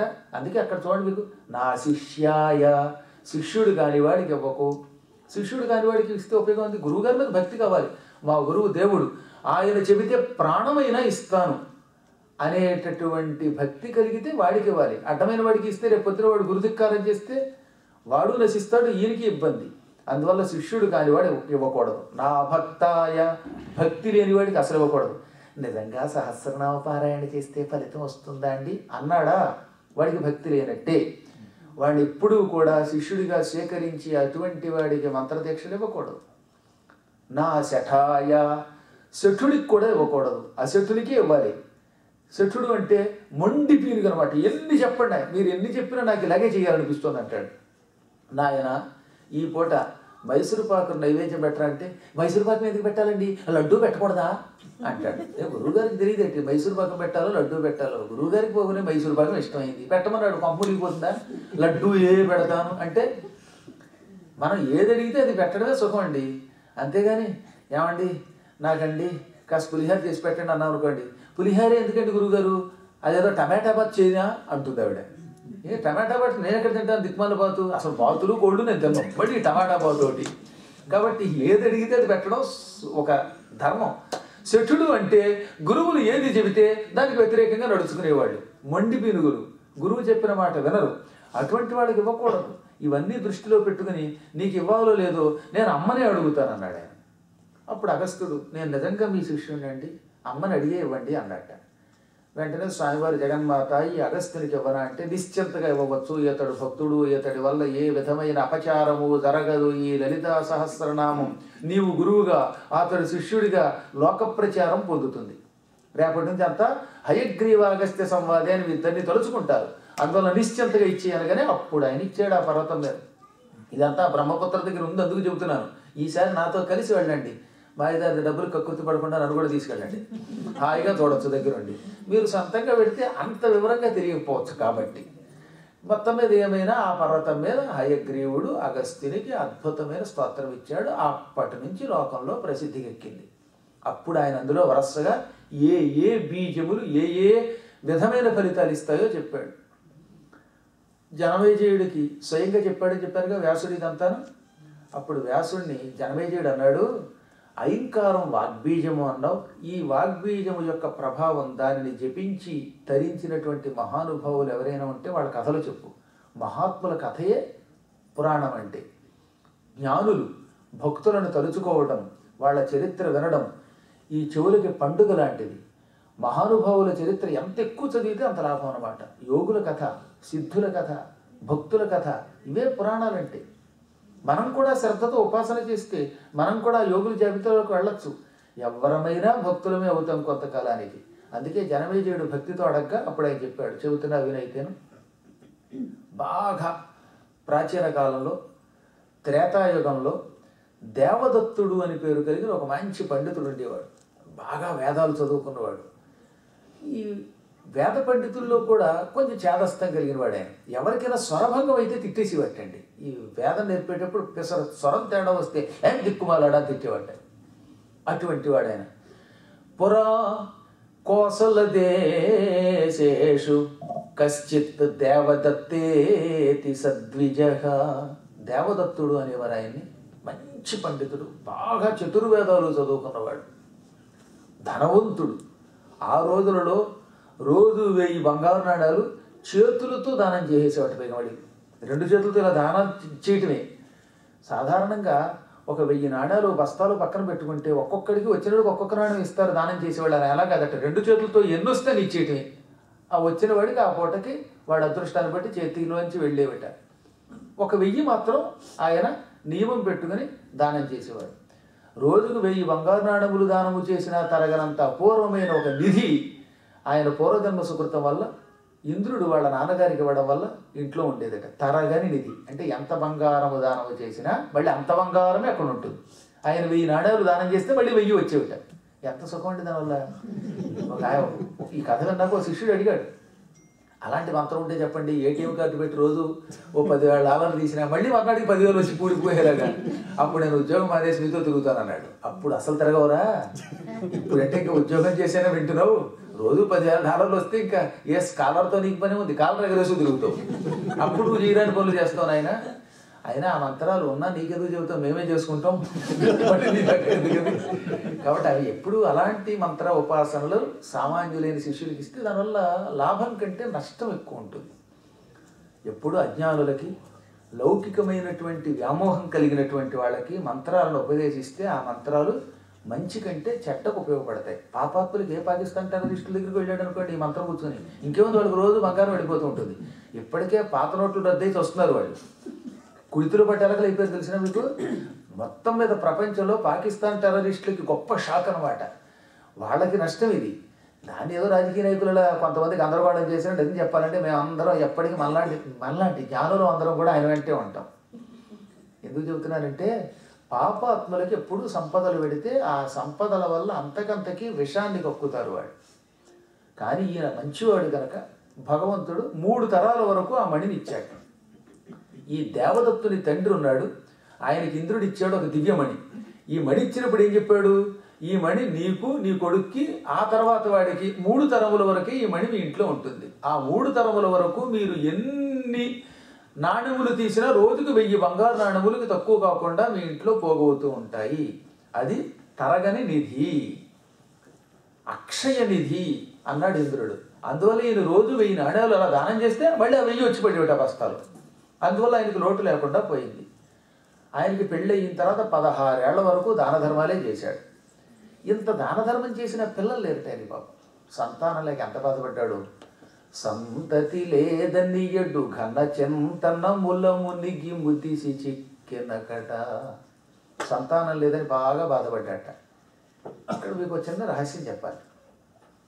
ఈయనకి చిన్నప్పటి నుంచి ఒక నిధి వచ్చింది తండ్రి దగ్గర నుంచి. తర్వాత ఈయన కొడుకు కూడా నిధి పెడుతుంది. ఈయన రోజు దాదాపు 1000 నాణ్యాలు దానం చేస్తున్నాడు. భార్య కూడా కాదు అనదు. పైగా వేద పండితుడు. అయినా ఏమిటి వేదన, పిల్లలు లేకపోతే 16 ఏళ్ళైనా. అందుకే ఇక్కడ చాలా సూక్ష్మ ధర్మం ఒకటి చెప్పారు. ఈయన ఎంత దానం చేసినా క్షణికోద్రేకం వల్ల ఈయన పుణ్యం పోయేదిట. ఎవడన్నా వీధి మీద కూర్చుని వేదస్వరం చేస్తూ ఉంటే దౌర్భాగ్యుడు ఏమిటా అని నోటికి వచ్చినట్టు తిట్టి నీ స్వరంలో లోపం ఉందే తిట్టేవట. ఈ క్షణికోద్రేకం వల్ల దానం చేసిన పుణ్యం అంతా పోయింది. చూసారా క్రోధం ఎంత ప్రమాదమైందో. మహాభారతం మనకు గొప్ప నీతి చెప్పింది, దేవీ భాగవతం నీతి చెప్పింది, వేదములు నీతులు చెప్పాయి. క్రోధము మనిషిని సర్వనాశనం చేస్తుంది. ఎంత తపశ్శక్తి అయినా క్షణికోద్రేకం వల్ల పోగొట్టుకునే వాళ్ళు ఎంతమంది లేరు. దుర్వాసుడు ఎన్నిసార్లు భ్రష్టుడయ్యాడండి. విశ్వామిత్రుడు ఎంత దెబ్బతిన్నాడు. మనం ఎంతోమందిని చూస్తున్నాం. అయినా మానవులు బలహీనతని చంపుకోలేకపోతున్నాడు. నన్నయ్య గారు మహాభారతం ఆదిపర్వంలో ఒక అద్భుతమైన పద్యం రాశారు. ఈ పద్యం ఎందుకు చెప్తానో తెలిసిన, వేదములకు అఖిల స్మృతి వాదములకు బహు పురాణ వర్గంబులకు వాదైన చోటులను తా మూదల ధర్మార్థకామ మోక్షస్థితికి. వేదాలు ఒకటి చెప్పాయి అనుకుందాం, స్మృతులు ఇంకోటి చెప్పాయి, పురాణాలు ఇంకోటి చెప్పాయి. ఈ మూడింట్లో ఏది ఆచరించాలో తెలియటంలా. ఇదేంటంటే వేదంలోనేమో ఇది వద్దంటాడు, ఇదేమో అవునంటాడు. ఇప్పుడు పంచాంగం వాడు శనివారం క్షవరం చేయించుకోవడం మంచిది అన్నాడు. అదే వారాహి సంహితలో శనివారం క్షవరం చేయించుకుంటే నీకు ఆయువు తగ్గుతుంది అని ఉంది. ఇప్పుడు ఏది నమ్మాలి? నిత్యం మనం వాడేటటువంటి పంచాంగం మహానుభావులైన వరాహమిహిరుడు లాంటి వాళ్ళు, ఇంకా బృహస్పతి లాంటి వాళ్ళు రాశారు. వాళ్ళు రాసింది రోజు పంచాంగం రాస్తారు. సరిగ్గా ఆదివారం మంచిది కాదు, శుక్రవారం మంచిది కాదు, మంగళవారం మంచిది కాదు, బుధవారం మంచిది, శనివారం మంచిదని పంచాంగంలో స్వయముగా బృహస్పతి చెప్పాడు. అదే వారాహి సంహితలో ఏమనుంది? శనివారం పనికిరాదు, బుధవారం మంచిదని ఉంది. మీకు చూపిస్తారు ఆ శ్లోకాలు. ఇప్పుడు ఏం చెయ్యాలి? ఇలా వేదాలకి, స్మృతులకి, సంహితలకి, బహుపురాణ వర్గంబులకు, పురాణాలకి మధ్యలో కొన్నింటి విషయాలు, అన్నిటిలో రాదు. సాధారణ ధర్మాలు అన్నీ బాగానే ఉంటాయి. ఒక్కో చోట తేడాలు కనబడ్డాయి. అక్కడ చెయ్యొచ్చు అంటాడు, ఇక్కడ వద్దంటాడు, లేదా ఇక్కడ చెయ్యొచ్చు అంటాడు, అక్కడ వద్దంటాడు. అప్పుడు ఏది ఆచరించాలి? అప్పుడు ఏం చెప్పాడు? తా మూదల ప్రమాణం. మూదల అంటే ప్రమాణం అని అర్థం. ఏమిటి? ధర్మ అర్థ మోక్ష స్థితికి. ధర్మానికి, అర్థానికి, మోక్షానికి, కామానికి అనలేదు, ఈ మూడింటికి మోక్ష స్థితికి అద్భుతమైన ప్రమాణం భారతం. అందుకే భారతానికి పంచమ వేదం అని పేరు. ఇది నేను మీరు చెప్పడం కాదు, వ్యాసుల వారు చిట్ట చివరగా చెప్పారు. నాయన, వేదంలో ఒకటి ఉంది, స్మృతిలో ఇంకొకటి ఉంది, పురాణంలో ఇంకోటి ఉంది, ఇంకో సంహితలో ఒకటి ఉన్నది. అప్పుడు ఇది చెయ్యొచ్చా చేయకూడదా అంటే అది చెయ్యొచ్చో చేయకూడదో తీర్పిచ్చేది కేవలం భారతమే. అందువల్ల భారతం చిట్ట చివరి ప్రమాణం. ఎక్కడైనా తేడాలు వస్తాయి. అటువంటి భారతంలో ఏం చెప్పారు? ఆదిపర్వంలోనే క్రోధమ తపమున్ జరచును, క్రోధమ అణిమాదులైన గుణముల బాపును, క్రోధమ సకలంబునకుల్ బాధియగుల్, క్రోధిగా తపస్సుకి చన్నే. క్రోధం తపస్సుని పాడు చేస్తుంది. అష్టసిద్ధులు కోపం వల్ల నాశనం అయిపోతాయి. ఎంతెందుకు, మానవుడు ఎన్ని రకాల శక్తులు పొందినా అవన్నీ కేవలం కోపం వల్ల నాశనం అయిపోతాయి. అందుకే తపస్సు చేసేవాడికి, జ్ఞానికి క్రోధికాన్, కోపం పొందడానికి మంచిది కాదు, చన్నే తగునా అన్నాడు. తపస్సు లేనివాడు ఎప్పుడూ క్రోధం పొందరాదు. పాప ఇంత దానం చేసే మంచి మనిషి క్షణికోద్రేకంలో ఆ పుణ్యం పోగొట్టినట్టు. రోజు ఈ దానం చేసేవట్టండి. కర్మగాల బయట ఎవడో వేద పండితుడిని వెంటనే తిట్టేసేవట. ఈయన పాప వేద పండితుడే, చెప్పానుగా. కొంచెం బలహీనత పెడతాడు భగవంతుడు. ఏదో ఒకటి పెట్టకపోతే మరి ఆ మనిషికి లోటు ఉండదనో, లేకపోతే వీడు రెచ్చిపోతాడనో. ప్రతి వ్యక్తికి ఏదో ఒక చిన్న లోపం పెడతాడు. ఆ లోపమే లేకపోతే సంపూర్ణత్వం ఈ లోకంలో కొంత ప్రమాదం కూడాట. పూర్ణమైన పండితుడు, పూర్ణమైన జ్ఞానం కలిగిన వాడు, పూర్ణమైన మంచితనం కలిగిన వాడు లోకంలో లేడు అని నీతి శాస్త్రం చెప్పింది. పూర్ణ సచ్చీలుడెవ్వడు పొడమిలేడు, పూర్ణ దుశ్శీలుడెవ్వడు పొడమిలేడు. పూర్తిగా సచ్చీలుడు ఉండడు, పూర్తిగా దుశ్శీలుడు ఉండడు. మరీ పాపాత్ముడు ఎవడో ఉండట, మరీ మంచివాడు ఉండడు. ఎవరిలోనైనా మంచితనం ఎక్కువ ఉంటే వాడిని మంచివాడు అంటాం. కొంచెం ఎక్కువసార్లు మంచి పనులు చేస్తూ ఉంటే వాడిని ఏమంటాం? ఓవరాల్గా వాడు మంచివాడు అని అంటాం. వాడిలో లోపాలను పట్టించుకోం. కొంచెం ఎక్కువ పాపాలు చేశాడు అనుకోండి, వాడు ఎన్ని మంచి పనులు చేసినా దౌర్భాగ్యుడండి అంటాం. కాబట్టి ఏది ఎక్కువ ఉంటే అది వాడికి మొత్తం మీద ముద్ర పడుతోంది తప్ప సంపూర్ణత్వం మాత్రం ఎక్కడా ఉండదు. ఈ పుణ్యాత్ముడు ఇంతటి వేద పండితుడు సంతానం లేక వేదన పాలైపోయాడు. అందులో వాళ్ళు ఆవిడైతే రోజు బాధపడేది. ఎక్కడికైనా వెళ్ళగానే మీకు పిల్లలు ఉన్నారా అని అడిగేవాడు. పాప ఒక ఆయన ఉన్నాడులేండి, ఆయన పురాణం చెబుతూ ఉంటాడు. ఆయనకి పిల్లలు లేరలేక ఒక అమ్మాయిని పెంచుకుంటున్నాడు. ఆయన ఎక్కడికైనా వెళితే నీకు పిల్లలు ఎంతమందిని అడిగేవాడు. మొదట్లో చాలా బాధపడిపోయేవాడు ఇంటికి వచ్చి. ఆయనకి నాకు మధ్య మధ్యలో ఒకసారి స్నేహం ఉండేది కాబట్టి, ఏమంటే ఏంటంటే నాకు పిల్లలు లేరో తెలుసు కదండి, అందుకే కదండి ఈ గడ్డం పెంచుకు తిరుగుతున్నాను నేను. అయినా ఎక్కడికి వెళ్ళినా పిల్లలు ఉన్నారా అని అడుగుతారు. ఏదో ఆడపిల్లలు తెచ్చి పెంచుకున్నారు కదా, అయినా దెప్పుతారు అనేవాడు ఆయన. దెప్పడం కోసం అడిగేవాడు కాదు. వీళ్ళకి ఏం తెలుస్తుంది? ఇప్పుడు ఎదురుకుండా కూర్చున్నవాడికి నా పిల్లలు నా వ్యవహారం ఎందుకు? అందుకని ఒక్కోసారి ఇంటికి వెళ్ళినప్పుడు అభిమానం కొద్దీ ఏమండి మీకు పిల్లలు ఉన్నారా లేక జల్లలు ఉన్నారా అని అడుగుతారు. పిల్లలు అంటే కన్న పిల్లలు, జల్లలు అంటే మనవలు అనమాట. అందుకని కొంచెం అవతల వాడి జుట్టుని బట్టి జుట్టు కొంచెం జాగ్రత్తగా మెయింటైన్ చెయ్యని వాడు ఉంటే రాబోటి వాడు ఏమండి మీకు పిల్లలతో పాటు జల్లలు కూడా ఉన్నారా అంటారు. మహానుభావులు తెలివితేటలు ఉన్నటువంటి వాడు ఆ జుట్టుకి ఏవో మరమ్మతులు చేసుకుంటే ఆ జుట్టుని బట్టి, లేదా అసలు విగ్గులు పెట్టుకుంటే అది తెలియదు. పెళ్లి కొడుకు కూడా విగ్గెట్టుకున్నాడు ఈ మధ్యన. ఆ మధ్యన వైజాగ్లో ఏమైపోయింది, మంచి గిరదాలు చుట్టున్నటువంటి ఒక ఆయన పెళ్లి చూపులకు వెళ్ళాడు. ఆయనకి 45 ఏళ్ళు దాటే అని తెలుసు అనుకోండి అమ్మాయికి కూడా. ఆ అమ్మాయి కూడా కొంచెం 40 ఏళ్ళు దాటిన కన్యామణి. కాకపోతే ఆయన జుట్టు భలే ఉందిట. ఆ జుట్టు చూసి నేను పెళ్లి చేసుకుంటానండి అంది. అతనేమో మన తమ్ముడికి బాగా స్నేహితుడు. అందుకని మా తమ్ముడిని కూడాను రత్నాకర్ ఆయన పేరు. రత్నాకర్ గారు పక్కన ఉంటేనే నేను పెళ్లి చేసుకుంటానని ఇవ్వట. ఇదేమిటో ఈ స్నేహం ఏమిటో అనుకుంది ఆ పెళ్లి కొడుకు. సరే మంగళ స్నానాలు, రత్నాకర్ గారు వస్తేనే మంగళ స్నానం అన్నాడు. ఈ ఇద్దరు లోపలికి వెళ్ళారు, ఒక గంట కూర్చున్నారు. ఇదేమిటో ప్రజలకు తెలియదు. సరే ఇంతకీ ఆ జీలకర్ర బెల్లం పెట్టించేది చేదస్తాం. బాగా జీలకర్ర బెల్లం నూరి మెత్తగా ముద్ద చేశాడు. ఈ ముద్దను అమ్మాయి చేతికి ఇచ్చి నెత్తి మీద పెట్టమంటే డక్కి నన్ను నొక్కింది గట్టిగా. ఆ తర్వాత ఆయన కూడా ఈవిడికి నెత్తికి నొక్కాడు. నొక్కిన తర్వాత ఇక కాసేపు నాక చెయ్యి తీయమ్మన్నాడు. చెయ్యి తీయగానే జీలకర్ర బెల్లంతో కూడా మొత్తం లేసి వచ్చేసింది. ఆ పైనంతా నొన్నగా మైదానం మైదానం మనిషి అంటే మొత్తం చుట్టూ కూడా వచ్చేసింది. ఈవిడ నిర్ఘాంతపోయింది. ఆయన నెత్తిన చూడగానే అలా ఉండిపోయింది. ఇంకా నా మెడలో తాడి కట్టద్దంటుంది జీలకర్ర బెల్లం అయ్యాక. అప్పుడు మా తమ్ముడు ఉండి, ఏమమ్మా ఏం చేస్తాం, ఇప్పుడు మా అన్నయ్య గారు ఉన్నారు, ఎంత జుట్టు ఉండేది పూర్వం, ఇప్పుడు ఈ వయస్సు వచ్చాక మా వదిన గారు చూడు ఎంత పతివ్రత, జుట్టు ఊడిపోయింది కదా వదులుతుందా. అయితే పెళ్లికి ముందు జుట్టు ఉండి తర్వాత ఊడితే ఏం చేస్తావు, జుట్టు ఊడిపోయిన వాళ్ళంతా కాపురానికి పనికిరారా, వాడు భర్తలు గారా అని నచ్చ చెప్పి మొత్తం మీద పెళ్లి పూర్తి చేశాడు అనుకోండి, వేరే విషయం. కాబట్టి ఏం దొరుకుతాయో తెలియదు. కానీ మొత్తం మీద సహజంగా లోకల్లో అందరూ కూడా ఇంటికి రాగానే ఏమండి మీకు పిల్లలు ఉన్నారా జల్లలు ఉన్నారా అని అడుగుతారు. అలాగే పాపం ఈవిడ్ని ఎక్కడ ఎవరు కనపడినా, అందులో ముఖ్యంగా పేరెంటాలకు వెళ్ళినప్పుడు ఏమమ్మా నీకు ఎంతమంది పిల్లలు అనేవారట. దాంతో వీడికి దుఃఖం వచ్చేది. అందులో కొంతమంది ఏం చేసేవారు, పిల్లలు లేని వాడి ఇంటి అన్నం తినకూడదట అంటాం. అది చాలా తప్పు, అది నిజానికి అలా అనకూడదు. దెప్పేవారు. ఈ దెప్పడంతో వాడి ఇంటికి వచ్చి ఏమంటే ఇంక నేను పేరెంటానికి వెళ్ళనండి, పిల్లలు లేరు అని అంతా నన్ను దెప్పుతున్నారు, కాపులే పొడుస్తున్నారు, ఈ వంధ్యత్వం కంటే మరణం మంచిది. పైగా అపుత్రస్య గతిర్నాస్తి స్వర్గో నైవచ. వేదం కూడా పుత్రుడు లేని వాడికి గతి లేదు అంటోంది, స్వర్గం లేదంటోంది. మనకు ఒక కొడుకు కావాలండి అంటే అప్పుడు ఆయన బాగా ఆలోచించి ఒక రోజున జమదగ్ని మహర్షి దగ్గరికి వెళ్ళాడు. జమదగ్ని చాలా గొప్ప తపోనిష్టాగరిష్ఠుడు. ఆయన దగ్గరికి వెళ్ళి, ఏమండి అపుత్రులకి గతి ఉండదంటారు, స్వర్గం లేదంటారు, నాకు పిల్లలు లేక యాతన పడుతున్నాను, నాకు ఏమైనా సంతానం కలిగే యోగం ఉందా అని అడిగాడు. అప్పుడు ఆయన పర్వకారవి, ఎవడు చెప్పాడు నీకు అపుత్రస్య గతిర్నాస్తి అన్నది ఏమిటో పూర్తిగా తెలియకుండా పిచ్చపిచ్చగా అర్థం చెబుతావే, నువ్వు పండితుడివే కదా, వేదం చదువుకున్నావు కదా, అంతో ఎంతో భాష వచ్చు కదా.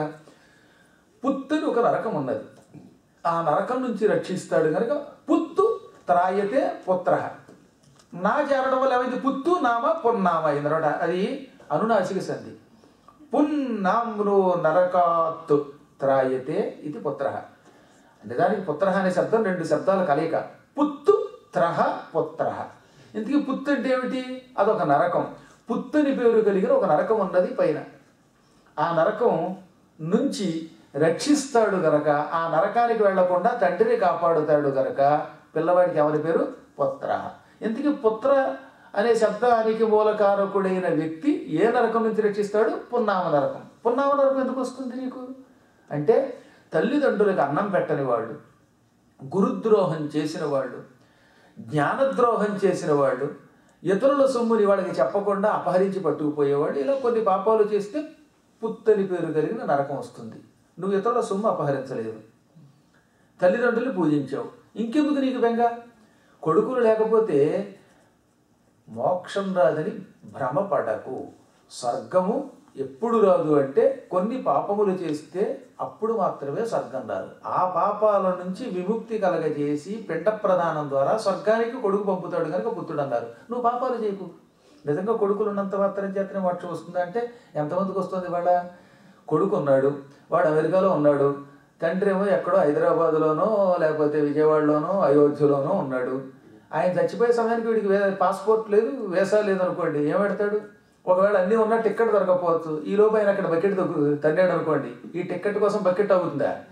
ఆయన వెళ్ళిపోతే ఎన్ని రోజులు తగలబెట్టకుండా అవుతారు? అందుకే ఇక్కడి నుంచి చాలామంది ఏం చేస్తున్నారో తెలిసిన, తగలబెట్టేది పర్వాలేదు, డబ్బు కావాలంటే పంపుతామంట వైర్ ద్వారా, జూమ్ ద్వారా. పైగా వాడు శ్యామని వెళ్ళిపోయాడు, ఈ జూమ్ ఏం చేస్తున్న తర్వాత. కాబట్టి కొడుకున్నంత మాత్రము చేత సమయమునకొచ్చి తల్లిదండ్రులకి కొరివి పెట్టి వాళ్ళకి అన్ని కర్మలు చేస్తాడు అనుకోవడం భ్రమ.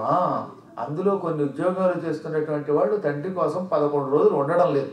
వాళ్ళకి ఏ కర్మకాండ చేయటంలా, తద్దినానికే ఏదో స్వయం పాకం ఇచ్చి వదిలించేసుకుంటారు కదండి ఎక్కడికక్కడ.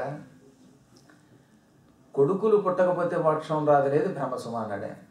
కాళహస్తీశ్వర శతకంలో దూర్జటి చాలా అద్భుతంగా చెప్పాడు. అందుకే కొడుకుల్ పుట్టరటం చునేట్తు రవివేకుల్ జీవన భ్రాంతులై. కొడుకుల్ పుట్టరే కౌరవేసునకనేకుల్ వారిచే ఏ గతుల్ వడశం. పుత్రులు లేని ఆసుకునకు వాటిల్లనే దుర్గతుల్ చెడునే మోక్షపదం బపుత్ర కొనకు శ్రీకాళహస్తీశ్వర.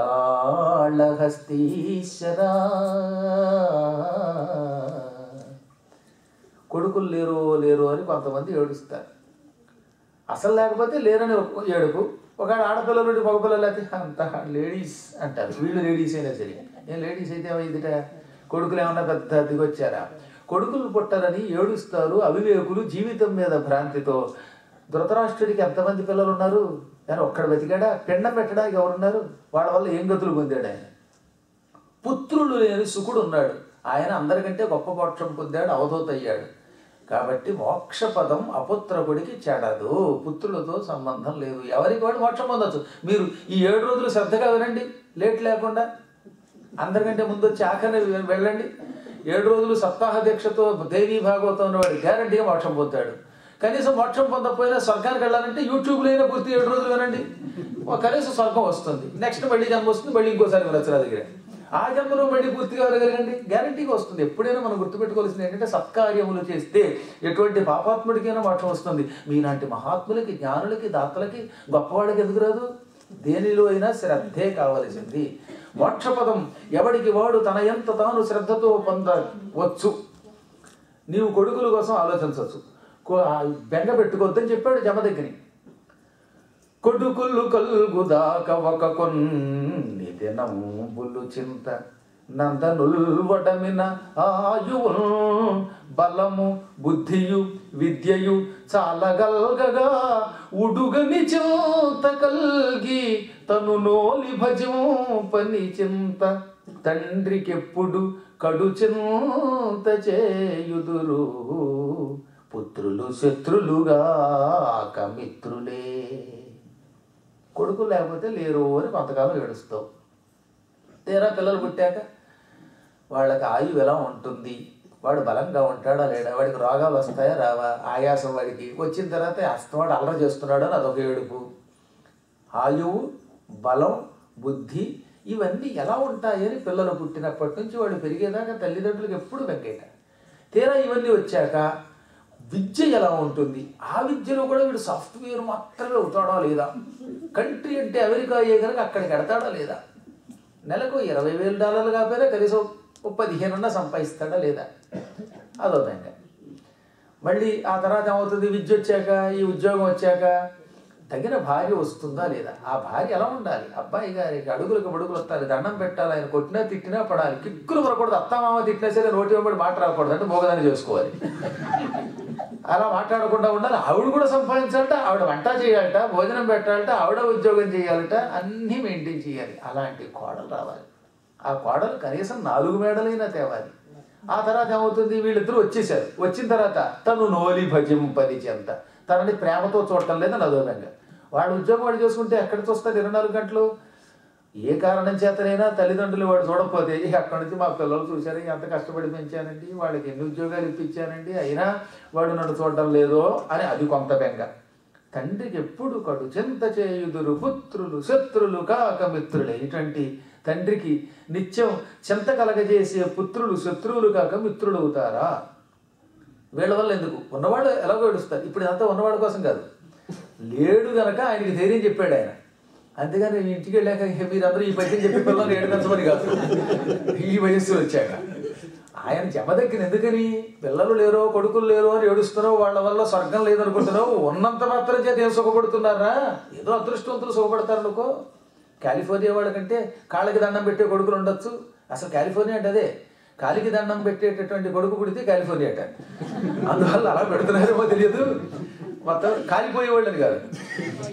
తండ్రి నాయన హాయిగా సంతానం గురించి ఆలోచించక హాయిగా మీరిద్దరూ నేను ఒక మంత్రం ఇస్తాను జపం చేసుకుని మోక్షం పొందండి అంటే ఆయన ఏమన్నాడో తెలుసో? లేదండి మావిడి ఇంటికాడ కానీ చచ్చిపోతానంటుంది.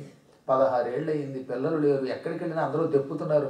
నా కోసం కాకపోయినా కనీసం నా ధర్మపత్రి కోసమైనా సంతాన ప్రాప్తికి ఏదైనా ఒక మంచి మార్గం చెప్పండి అని మళ్ళీ జమదగ్గిని కాడు పట్టుకున్నాడు.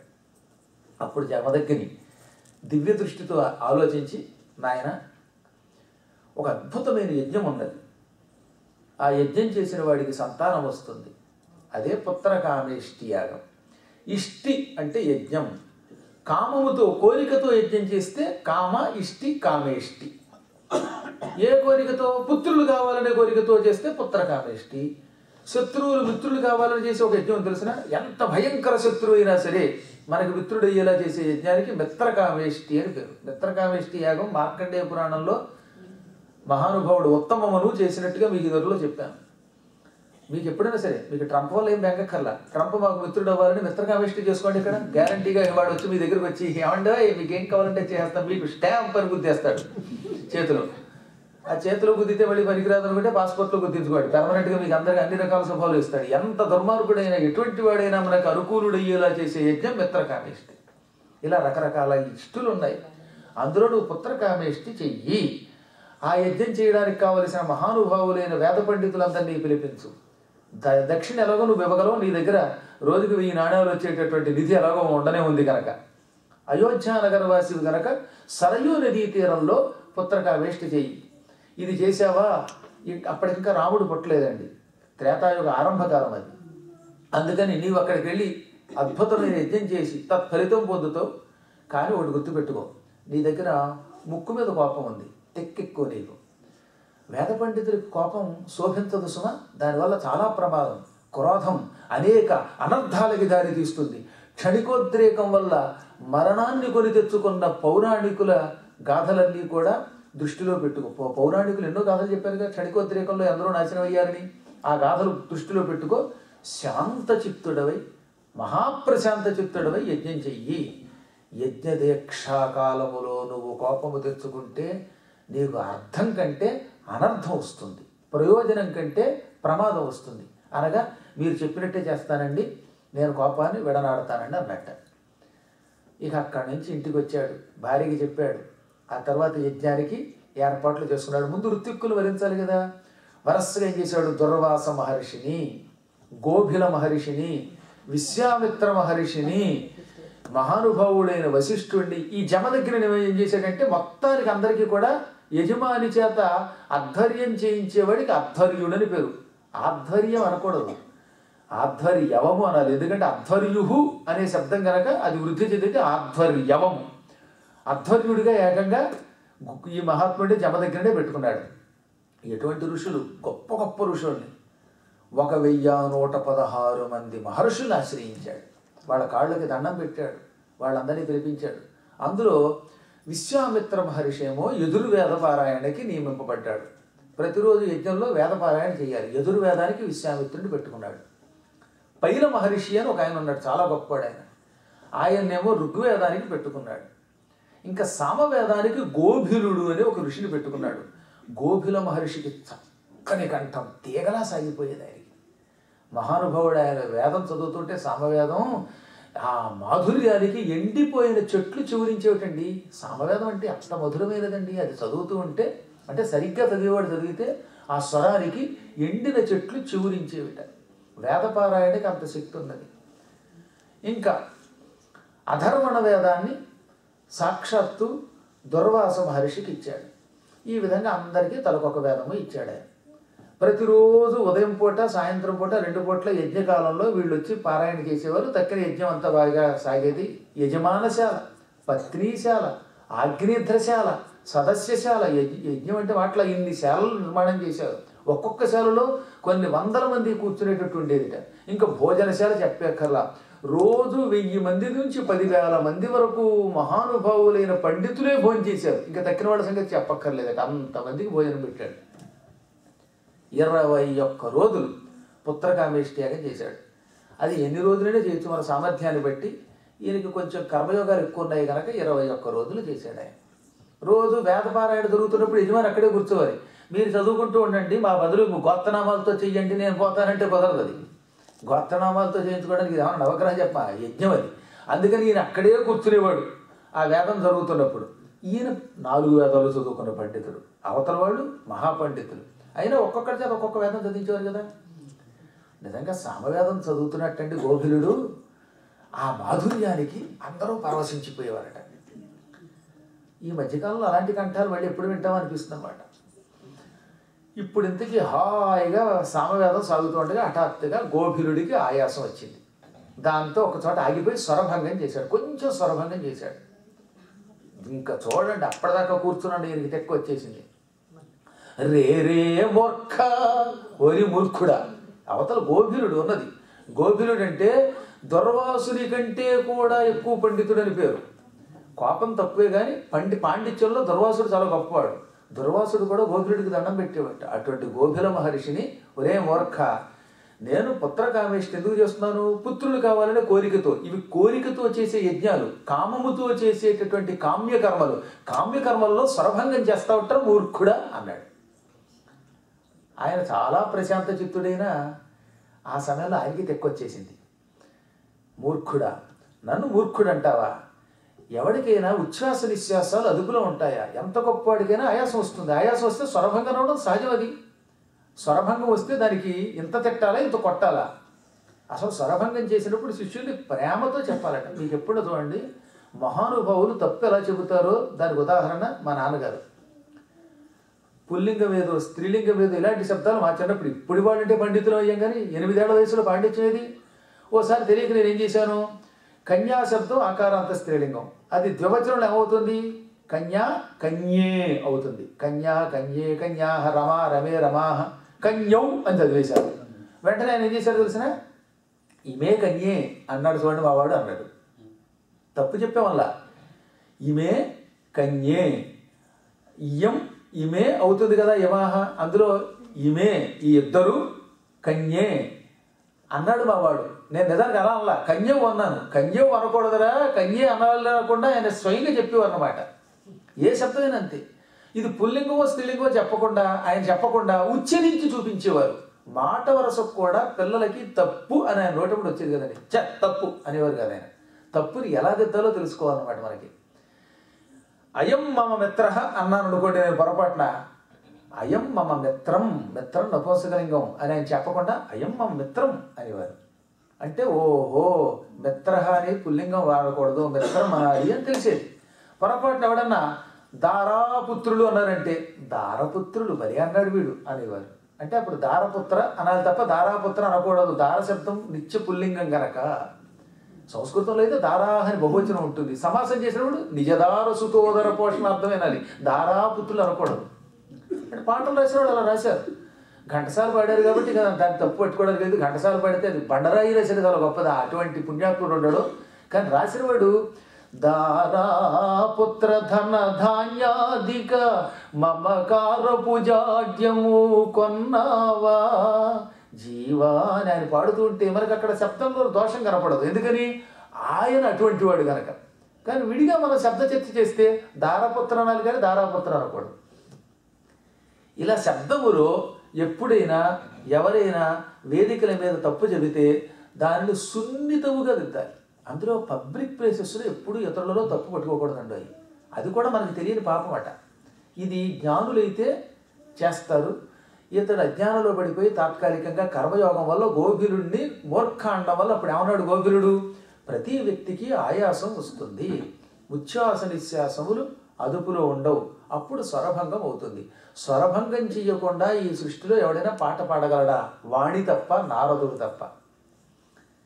కాబట్టి నువ్వేం చేసావు? తొందరపడి నన్ను తిట్టావు, మూర్ఖ అన్నావు. ఇప్పుడు నేను నిన్ను శపిస్తున్నాను. నీవు కొడుకు కావాలనే ఉద్దేశంతో యజ్ఞం చేస్తున్నావు. ఈ యజ్ఞ ప్రభావంతో నీకు ఖచ్చితంగా కొడుకు పుడతాడు నా ఆశీర్వచనం వల్ల. కానీ వాడు నన్ను మూర్ఖ అన్నావు కనుక మూర్ఖుడే పుడతాడు, సుంఠ పుడతాడు అని శపించేశాడు.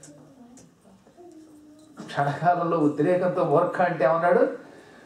మూర్ఖో భవతి సపుత్ర, నీకు పుట్టే ఆ పుత్రుడు మూర్ఖుడవుతాడు. ఒక్క క్షణకాలం నిశ్చేష్టుడైపోయాడు పాపం. దేవదత్తునికి అహంకారం తగ్గిపోయింది, కండకావరం దిగిపోయింది, మాయిదారి పాండిత్య గర్వం తొలగిపోయింది. వెంటనే కాళ్ళ మీద పడిపోయాడు. మహాత్మా గోభిర, మహానుభావులైన ఋషులు మీరు కూడా క్షణికోద్రేకానికి లోన అలాంటి వాడిని శపిస్తారా? నేనంటే అజ్ఞానిని, పాండిత్య మతం ఎక్కువ నాకు. ధనమదంబును వేద విద్యామదంబు, రెండు మదములు ఉండకూడదట. ఒకటి ధనమదం, రెండు వేద విద్యామదం. ఈ రెండు పట్టుకున్నాయి. కాశీఖండంలో శ్రీనాథుడు అద్భుతంగా రాశాడు కదా ఈ పద్యం. ధనమదంబులు వేద విద్యామదంబు, ఈ రెండు ఎక్కువైపోయి కాశీ వాళ్ళు ఎంత అహంకరించారా అన్నాడు ఆయన. నిజం కూడా. ఇక్కడ వేద విద్య అంటే కేవలం వేదం అని కాదు, ఏదైనా పాండిత్యం ఎక్కువైనా, బాగా చదువుకుంటే ఏ రంగంలో ఉన్నాడైనా, నా అంత గొప్ప సాఫ్ట్వేర్ లేడనుకున్నా చాలా ప్రమాదమే, నా అంత బాగా డ్రైవింగ్ చేసేవాడు లేడనుకున్నా ప్రమాదమే, నా అంత బాగా అద్భుతంగా వంట చేసేవాడు లేడనుకున్నా ప్రమాదమే, నా అంత బాగా ఉసూరు వంటున్నా సరే మైసూరు భాగం చేసేవాడు లేడనుకున్నా ప్రమాదమే. ఏ రంగంలో అయినా నన్ను మించిన వాడు లేడనుకున్నాడు వాడు పనైపోయినట్టే. అది ఇదని కాదు, డబ్బు ఎక్కువ ఉన్నా, విద్య ఎక్కువ ఉన్నా వాడికి అహంకారం వస్తే చాలా ప్రమాదము. అందుకే చిట్ట చివరి ఏం చేయాలి? మనం సర్వం మన ఇష్టమైనటువంటి దేవతకి అర్పణ చేస్తే ఈ దోషాలు కొంతవరకు తొలగిపోతాయట. అనుక్షణం రోజు నేను పురాణం చెప్పే ముందు వెళ్ళే ముందు నా నోటి నుంచి అవాకులు చెవాకులు రాకుండా చూడము. నేను అమ్మవారికి నిజంగా మొక్కుకుంటాను. అందులో ముఖ్యంగా విదేశాలకు వచ్చే ముందు ఏమంటారో తెలిసిన, పీఠంలో జగన్మాత నేను వెడుతున్న చోట నా వాక్కు వల్ల సాధ్యమైనంత వరకు ఎంత నేను ధర్మం చెప్పినా అవతల వాడి హృదయం గాయపడి వాడు శత్రువు కాకుండా చూడు. ఇంటికి వచ్చాక మళ్ళీ నీకు ప్రదక్షిణ 108 ప్రదక్షిణలు చేసుకుంటాను తల్లి. ఎక్కడ ఎవరికి నాకు బాధ కలిగినా పర్వాలేదు, కానీ వాళ్ళకి మాత్రం బాధ కలగకూడదు. అహంకారం మాట వరసకు కూడా రాకూడదు. ఈ పూర్వకాలంలో ఋషులు చెప్పిన మాట. అందువల్ల ఇప్పుడు మనం ఎక్కడికి వెళ్ళినా మన మనస్సులో ఇలా కోరుకోవాలట, మనం వెడుతున్న చోట ఎవరితో తగాదా పడకూడదు, ఎప్పుడు మంచి అనాలి, మంచి వినాలి. అదే ఉపనిషద్ వాక్యం.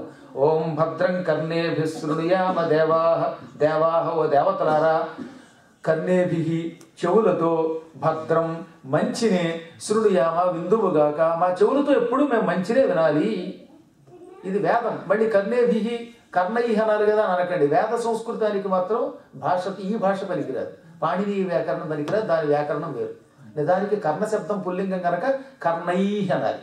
కానీ వేదంలో మాత్రం కర్ణేభి అని ఉంటాయి. కొన్ని అలాంటి విచిత్ర ప్రయోగాలు ఉంటాయి. వాటికి చర్చ చేస్తే వేదమును దూషించిన పాపం వస్తుంది వాడి. అందుకని ఇవన్నీ చెబుతున్నమాట. మా చెవులతో మంచే వినాలి, మా కళ్ళతో ఎప్పుడూ మంచే చూడాలి, మా నోటితో ఎప్పుడు మంచి అనాలి. దాన్ని రివర్స్ చేసి ఏం చేశాడు గాంధీ గారు? రివర్స్ చేశాడు ఆయన. అది కూడా దోషమే. మంచి చూడాలి, మంచి అనాలి, మంచి వినాలి అనకుండా చెడు వినొద్దు, చెడు కనొద్దు, చెడు అనొద్దు అని మార్చారు. అనొద్దెందుకు? మనకి ముందు నెగిటివ్ ఎందుకు? మంచి అందాం, మంచి చూద్దాం, మంచి విందాం అనుకుని వేదములు ఉపనిషద్వాక్యం రూపంలో మనకు గొప్ప సందేశాన్ని ఇచ్చాయి. ఈయన ఆ విషయాన్ని ఇక్కడ చెప్పి కాళ్ళు గట్టిగా పట్టుకుని, నేనంటే అజ్ఞానంలో పడ్డాను, క్షణికోద్రేకంలో పడ్డాను, నిన్ను మూర్ఖ అనడం ఎంత తప్పో నాకు తెలుసు. అందులో మా కోసం జపం చేస్తున్న మహాత్ములు వీరు.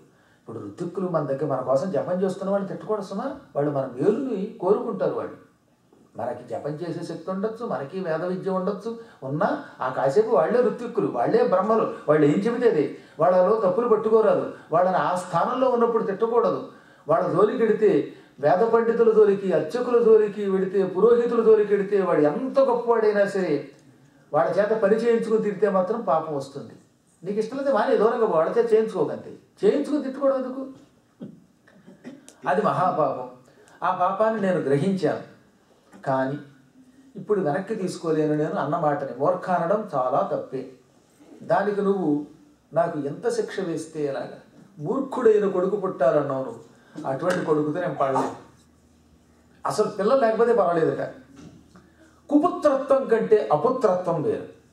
చెడ్డ కొడుకు పుట్టడం కంటే, అల్లరి చేసి నీచుడని అందరి చేత అనిపించుకునే పనికి వాళ్ళు వాడు పుట్టడం కంటే, చదువు లేని సొంట పెంట పుట్టడం కంటే తంటా మరొకట్లేదు. అందులో మా ఇంటా వంట లేదు అలాంటి పెంటాడు పుట్టడం. నువ్వేం చేస్తావు, ఈ శాపాన్ని వెనక్కి తిప్పుకో అనగా ఆయన ఆలోచించి, శాపం ఇవ్వగలం కానీ తొందరగా దాన్ని వెనక్కి తీసుకోలేము. అపకారం చేయడం తేలిక, ఉపకారం చేయడం కష్టం. శాపం క్షణికోద్రేకంలో నేను ఇచ్చాను, నువ్వేదో ఉద్రేకపడి తిడితే. సరే ఓ పని చేస్తాను, శాపాన్ని తొలగించలేను కానీ దానికి మార్పు ఒకటి చేస్తాను. నీకు ఒక కొడుకు పుడతాడు. వాడికి అమ్మవారి అనుగ్రహం వల్ల ఐం అనే ఒక బీజం లభిస్తుంది. ఇది నేను నీకు ఇస్తున్న వరం.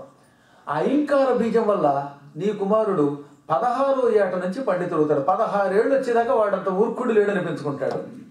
వాడికి చదువు రాదు, నోరు తిరగదు. కానీ 16 ఏళ్ళు దాటగానే వాడికి హఠాత్తుగా 16వ ఏడు నిండగానే అమ్మ అనుగ్రహం కలుగుతుంది. వాడికి ఒకనొక శుభముహూర్తంలో అమ్మవారి బీజాక్షరం ఉపదేశం అవుతుంది. ఆ అమ్మ బీజం రావడంతో వాడు మహాత్ముడు అవుతాడు. నేను అమ్మవారి ఉపాసకుణ్ణి, అందుకే నేను ఏం చేశాను, ఈ వరాన్ని నీకు ఇచ్చాను. శాపాన్ని కాస్త వరంగా మార్చాను. 16 ఏళ్ళు వచ్చేదాకా వాడితో తంటాలు పడు. ఆఫ్టర్ 16 ఇయర్స్, స్వీట్ 16 అంటారు కదా, అందుకే అప్పుడు నీ కుమారుడు కాస్త పండితుడు అవుతాడు. వాడికి అమ్మ యొక్క మంత్రం హఠాత్తుగా ఎవరో ఒకరి ద్వారా ఉపదేశంగా వస్తుంది. ఉపదేశం లేకుండా చేయకూడదు కనుక వాడికి ఉపదేశం మాత్రం వస్తుంది. ఎవరిస్తారో చెప్పలేము, అమ్మే ఇస్తుంది. ఇది నేను ఇస్తున్న వరం అన్నట్టు. సరే 16 ఏళ్లకైనా కొడుకు బాగుపడతాడు కదా, కొంచెం తృప్తి పొందాడంటో. పురాణాలు చాలా గొప్పవి, తృప్తి చాలా గొప్పది. అన్నిటికంటే ఎంత కష్టంలో ఉన్నా ఎప్పుడూ ఒకప్పుడు బాగుపడతాం అనుకోవాలి. ఇక్కడ నేను మీకు ఇంకొకటి చెప్పాలి. కాళికా పురాణంలో ఒక అద్భుతమైన గాథ ఉన్నది. ధ్రువుడు శ్రీ మహావిష్ణువుని దర్శనం చేసుకుందామని తపస్సు చేయడానికి మధువనానికి వెళ్ళాడు. ధ్రువోపాఖ్యానం ఇంచుమించుగా మీరు ఇదివరకు భాగవతంలో విన్నారు కాబట్టి చెప్పక్కర్లా.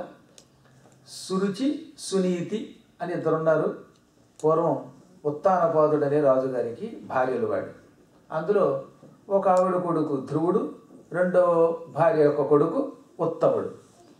సవతి తల్లి ఒక రోజున ధ్రువుణ్ణి, నాన్నగారి తొడ మీద కూర్చోవడానికి నీకు అర్హత లేదు, నువ్వు ఆ తొడ మీద కూర్చోవాలంటే నా కడుపున పుట్టాలి, మీ అమ్మ సురుచి కడుపున పుట్టావు పో అంది, దెప్పింది.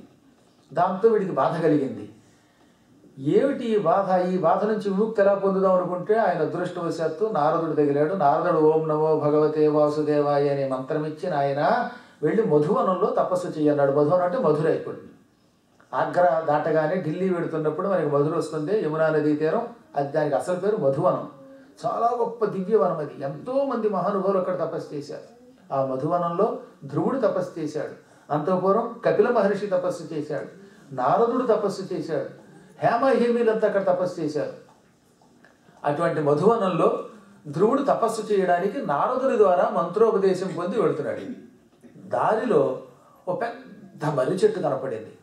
8 యోజనముల వైశాల్యంతో ఉన్న పెద్ద మర్రి చెట్టుట. 8 యోజనాలంటే 8 ఎనిమిదిలు 64 మైళ్ళు అనమాట.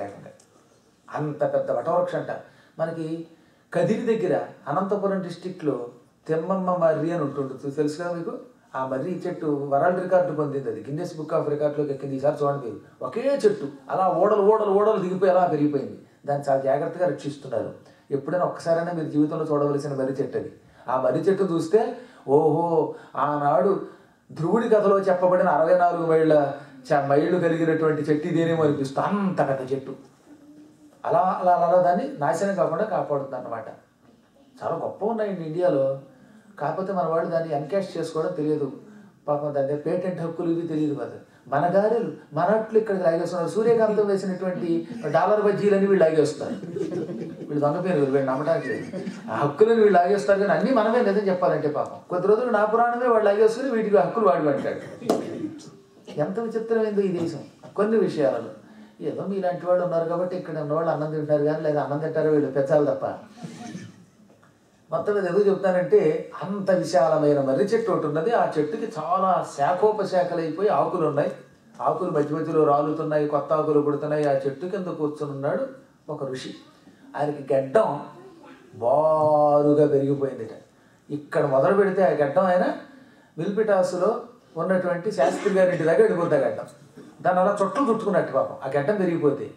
అంటే క్షవరం చేయించుకోవడానికి డబ్బులు ఎక్కసమా, ఋషులు అడవులో తపస్సు చేస్తున్నప్పుడు అంత గడ్డం పెరిగేదిట. ఆయనకు ఎదురుగుండా ఒక యజ్ఞగొండం కూడా ఉంది. ఆయన ఎన్నాళ్ళ నుంచి యజ్ఞం చేస్తున్నాడో తెలియదు కానీ హోమధూళి హిమ నగోన్నతంబు, అందులోంచి లేచిన హోమధూళి హిమాలయ పర్వతం అంత ఎత్తుంది ఏకంగా. అంత యజ్ఞపు బూడిది వచ్చిందనమాట. యజ్ఞగొండంలో కట్టెలు వేసి నెయ్యి వేసి మళ్ళీ అందులోంచి వస్తున్న బూడిదని ఎప్పటికప్పుడు శిష్యులు పక్కకు తోస్తూ ఉంటే ఆ బూడిద పక్కన ఒక కొండలో ఉంది. ఈయనకేమో గడ్డం తెగ పెరిగిపోయింది, జుట్టు పెరిగిపోయింది. జుట్టు లేదని అదృష్టం ఏమిటో తెలియదు కానీ అంత జుట్టు పెరుగుతుంది. అడవిలో స్నానం లేదు, పానం లేదు, ఏమి ఎలా మెయింటైన్ చేశాడో, రక్షణ ఏం చేశాడో తెలియదు. దిక్కుమాల ఆయిల్స్ రాసుకోలేదు పాపం కేశవర్ధని. అయినా అట్లా కట్టేసి వెళ్ళిపోయింది ఆ జుట్టు అంతా. ఆయన అలా తపస్సు చేస్తూనే ఉన్నాడు. ఆయన ధ్రువుణ్ణి చూశాడు. ధ్రువుడు మధువనానికి వెళుతూ ఉంటే వెంటనే నాయన ఒక్కసారి లేరా అని పిలిచాడు. ధ్రువుడు వినయంగా ఋషికి నమస్కరించాడు. బాబు, నాకు కొంత జ్యోతిష పరిచయం ఉంది. నా జాతకం నాకు తెలియదు, జ్యోతిష్కులకి వాడి జాతకం వాడికి తెలియదు అండి. అందుకే వాడి కష్టాలు పాలు అవుతూ ఉంటారు. వాడికి మళ్ళీ ఇంకోటి చెప్పాలి. ఇది సృష్టిలో నాతో సహితంగా అందరికీ గొడవది. నేను మళ్ళీ ఇంకొకటి ఆశ్రయించాలి. ఎవడొకే వాడి ఆపరేషన్ ఏం చేసుకుంటాడు. అలాగా వాడికి రేపు పొద్దున ఏదైనా కోర్టు కేసు వస్తే గొడవ వస్తే వాడు చూసుకోలేడు, పక్కవాడు చేయాలి. మళ్ళీ వాడికి ఎంత గొప్పవాడికైనా జ్యోతిష్కులకు ఒక శాపమాట. నేను జ్యోతిష పండితుడిని, అందరి జాతకాలు చెప్పగలను. నీ ముఖం చూడగానే నాకు అర్థమైపోయింది. శీఘ్రకాలములో నీకు విష్ణుమూర్తి ప్రత్యక్షమవుతాడు. నువ్వు విష్ణువుని తప్పక దర్శనం చేసుకోగలుగుతావు. నీ తపస్సు ఫలిస్తుంది. వైకుంఠనాథుని దర్శన భాగ్యానికి రోజుకునే ధన్యజీవి నీవు అని నిన్ను చూడగానే అర్థమైంది. నేను ఈ విధంగా 100 వర్షములుగా ఇక్కడ యజ్ఞం చేస్తున్నాను, తపస్సు చేస్తున్నాను. నాకు హరిదర్శనం కాలేదు. నాకు ఎప్పటికి దర్శనం అవుతుందో తెలియదు. ఆశ చావదు, యజ్ఞం మానలేను, జపం మానలేను. అలాగని ఎప్పటికి మోక్షం కలుగుతుందో తెలియక లోపల పుడుతున్న బాధని విడిచిపెట్టలేకపోతున్నాను. నువ్వు నాకు ఒక చిన్న ఉపకారం చేసి పెట్టు. నీవు తపస్సు చేసినప్పుడు నీ తపస్సుకు మెచ్చుకొని శ్రీహరి దర్శనమిస్తాడు. ఆయన దర్శనం ఇవ్వగానే నా కోసం ఒక కోరిక కోరు. నా పేరు చెప్పి మర్రి చెట్టు కింద కూర్చున్నటువంటి ఋషి కనుక నాకు శాశ్వతంగా వట ఋషి అని పేరు వచ్చేసింది. వట ఋషికి మోక్షం ఎప్పుడు వస్తుంది అని విష్ణువుని అడుగు. నువ్వు భక్తుడి, నువ్వు అడిగితే ఆయన కాదండవు. నీ మీద ప్రేమతో అయినా నాకు ఎప్పుడు మోక్షం వస్తుందో చెబుతాడు. ఆయన అడిగి తెలుసుకో అనగానే ఆ మాత్రం అడుగుతానండి, ఆ మాత్రం సాయం చేయకుండా ఉంటానా? తప్పక మహానుభావులైన మీరు నిరంతరం వాసుదేవ నామస్మరణతో యజ్ఞం చేసి వాసుదేవ ద్వాదశాక్షరి మంత్రజపం చేసి కూడా ఆయన్ని దర్శనం చేసుకోలేరంటే ఇక నాలాంటి వాడు ఎలా దర్శనం చేసుకుంటాడో ఏమిటో. ఆయన కరుణ నా అదృష్టం అనుకుని మీకు మాత్రం నేను మాటిస్తున్నాను. విష్ణువు కనబడితే మీకు ఎప్పుడు మోక్షం వస్తుందో తెలుసుకుంటాను అని మాట ఇచ్చి మరీ వెళ్ళాడు. సరే, ధ్రువుడు మహానిష్ఠాగరిష్ఠుడు. నారదుడు ఆయన గురువు కదా. నారదుడు అంతటి గురువు గారి ద్వారా మంత్రోపదేశం పొందాడు. గురువుల యొక్క అనుగ్రహం వల్ల కూడా తొందరగా భగవద్ అనుగ్రహం కలుగుతుంది. అందుకే గురోహో అన్యం న విద్యతే, గురువు కంటే నాకు మరొక దిక్కు లేదు అని శాస్త్రాలు చెబుతున్నాయి. గరుడ పురాణంలో చెప్పారు, తొందరగా భగవద్ అనుగ్రహం కావాలంటే ముందు నీకు గురుభక్తి కావాలి. నువ్వు ఎంతైనా గురువుని త్రిమూర్తుల కంటే అతీతుడైన పరబ్రహ్మగా భావించి సేవిస్తేనే తొందరగా మోక్షం పొందుతావు. ఏకాక్షర ప్రదాతారం యో గురుం నాభిమన్యతే సస్యయో నిశతం గత్వా చండాలత్వం అవాప్నుయాత్. ఒక్క అక్షరం ఇచ్చిన గురువే. మనకి గురువుగారు ఓం అనిపించాడు.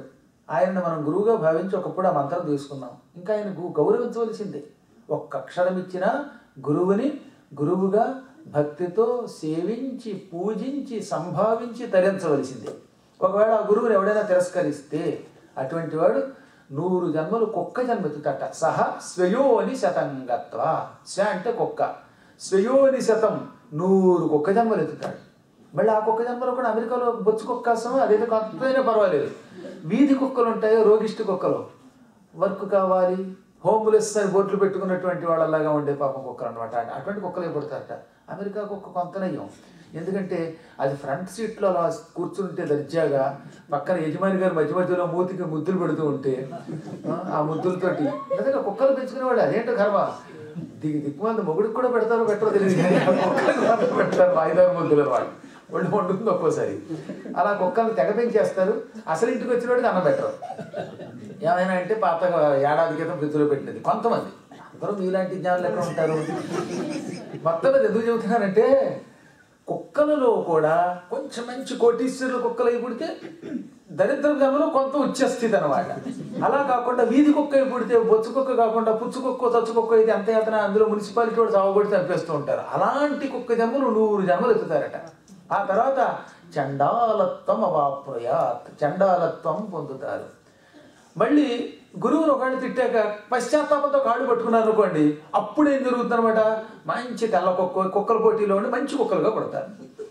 పశ్చాత్తాపాన్ని బట్టి కాకపోతే 100 జన్మలు కాకుండా 100 జన్మల్లోనే చక్కగా ఏసీ కారుల్లో సీట్లో విమానాల్లో ప్రయాణం చేసి కుక్కలుగా కొడతారు ఇంకొంచెం ఎక్కువ పశ్చాత్తాపంతో ఉంటే హాయిగా ఇంట్లో ఉండి జీడిపప్పులు అవి తింటూ వీళ్ళతో పాటు తిరుగుతూ 2-3 కుక్క జన్మలతో విముక్తి పొందుతారు మొత్తం కుక్క జన్మ తప్పదు ఆ కుక్క ఎటువంటి కుక్క అయినా పుచ్చు కుక్కో చచ్చు కుక్కో బొచ్చు కుక్కో మంచి కుక్కో ఏ కుక్కైనా కుక్క జన్మ మాత్రం గురుద్రోహం చేసిన వాడికి తప్పదు గురుం హుంకృత్య తుంకృత్య ఉల్లంఘ్యాజ్ఞాం గురోరపి అరణ్యే నిర్జలే దేశే బ్రహ్మరక్షో భవిష్యతి గురువు గారిని ఎవడన్నా నువ్వెంత అని ధిక్కరించిన తుంకృత్య తక్కువ చేసి మాట్లాడినా మా గురువుగారికి వచ్చాడు ఆయన మనం ఆయన ఏదో నా అదృష్టవశాత్తు నాకు గురువు అయ్యాడు ఆ రోజుల్లో ఆయన దగ్గర నేర్చుకున్నాను కానీ ఇప్పుడు ఆయన నేనే నేర్పగలనండి అనేవాళ్ళు ఉన్నారు నా గురువు గారికి కొంచెమే వచ్చు నేను తర్వాత చాలా గొప్పవాడిని అయ్యాను నా ముందు ఆయన ఎందుకు పనికిరాడు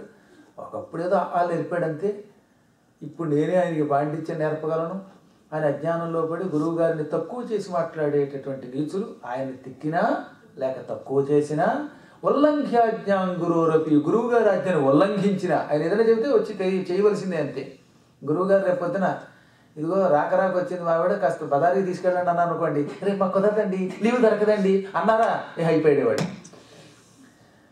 అరణ్య నిర్జలే దేశే మంచినీళ్లు పొట్టని నిర్జలారణ్యంలో బ్రహ్మరక్షో భవిష్యత్తు బ్రహ్మరాక్షసుడే పుడతాట ఈ కారణాల చేత ఎప్పుడూ కూడా భక్తి శ్రద్ధలతోటి గురువుని ధ్యానించి గురువు ఇచ్చినటువంటి మంత్రాన్ని నిష్ఠతో జపిస్తే ఆ గురు ప్రభావం వల్ల భక్తి వల్ల భగవద్ అనుగ్రహం బాగా కలుగుతుంది ధ్రువుడికి అంత నారద భక్తి ఉంది కాబట్టి నారదుడిని గురువుగా భావించి ఆయన్ని ధ్యానించి పరబ్రహ్మగా భావించి అప్పుడు జపం చేశాడు కేవలం కొద్ది రోజులలోనే ఆయనకి శ్రీ మహావిష్ణువు దర్శనమిచ్చాడు విష్ణువు దర్శనం ఇవ్వగానే ఈయనకి ఆనందంతో నోట మాట రాలేదు అలా ఉండిపోయాట నోట్లోంచి మాట రావటం లేదు ఈ కుర్రాడు ధ్యానం చేయలేకపోతున్నాడని కనిపెట్టి ఆయన తన చేతిలో ఉన్న శంఖాన్ని నెత్తి మీద తాకించాడు పాంచజన్యం అనే శంఖాన్ని తాకిస్తే ఆయనకి మాట వచ్చింది చూడండి భాగవతంలో పాంచజన్యం మంచి కంఠాన్ని ఇస్తుంది అందుకే ఎవరికైనా మాట తడబడుతున్నా ఇంకా ఫోన్లో ఎత్తుతారు కదా ఫోన్లో మాట్లాడటం మొదలు పెడితే నేనండి పద్మాకర్ గారితో మాట్లాడదామని ఈ అనుకరిస్తే నాకు కూడా వస్తుందని భయం బయలుదేరి మేము ఎక్కిరి కాదు కానీ అది ఇన్ని ఊల ఇన్ని ఆల మాట్లాడేది 2 ముక్కల మూలుగు 30 గంట మొక్క ఒక కనుక ఆయన అవధానం చేసే రోజులు అంతే అని 30 గంట సేపు రాగం తీసి చచ్చి చెడు నోట్లతో మొక్క వచ్చేది పైచం ఏమిటి దాని అవధానం అంటారు అది కాబట్టి ఏమిటంటే అలాగ అని తడువుకునేటటువంటి వాళ్ళు పాంచజన్యం అనే శంఖాన్ని రాత్రి పడుకోబోయే ముందు పదే ధ్యానం చేస్తే కంఠం బాగుంటుంది తడువులు అట్లా పోతాయి ఇది భాగవతం చెబుతున్నమాట పాంచజన్యాన్ని పదే ధ్యానం చేసి తలుచుకుని ఆ శంఖాన్ని జ్ఞప్తికి తెచ్చుకుని పడుకుంటే కొంతకాలానికి మంచి కంఠం ఇస్తాడు భగవంతుడు ఆ శంఖాన్ని ఇప్పుడు ధ్రువుడు ఎత్తికి తగిలించగానే ధ్రువుడు అద్భుతంగా ప్రార్థన చేశాడు మహాత్ముడైనటువంటి పరమాత్ముడైన వాసుదేవుని అప్పుడు ఆయన ఏం కావాలో కోరుకో అంటే నా సంగతి తర్వాత చూద్దామండి నేను వస్తున్న దారిలో పాపం రిటైర్ అయిపోయిన ఒక ఆయన ఉన్నాడు బాగా గడ్డాలు మేసాలు పెరిగిపోయి 100 సంవత్సరాలుగా వటవృక్షం కింద కూర్చుని ఏకధాటిగా జపం చేస్తున్నట్ట అయినా ఆయనకు నువ్వు దర్శనం ఇవ్వలేదట ఆయనకి ఎప్పుడు మోక్షం కలుగుతుందో నా బదులు నువ్వు కనుక్కో అని నన్ను పంపాడు ఆయనకి ఏ జన్మలో శాశ్వత కైవల్యం ఇస్తావు శాశ్వత వైకుంఠం ఇస్తావో చెప్పు ఏ జన్మలో మోక్షం వస్తుందో అంటే ధ్రువ అతన్ని వదిలేసి నీ సంగతి చూసుకో అన్నాడు విష్ణువు.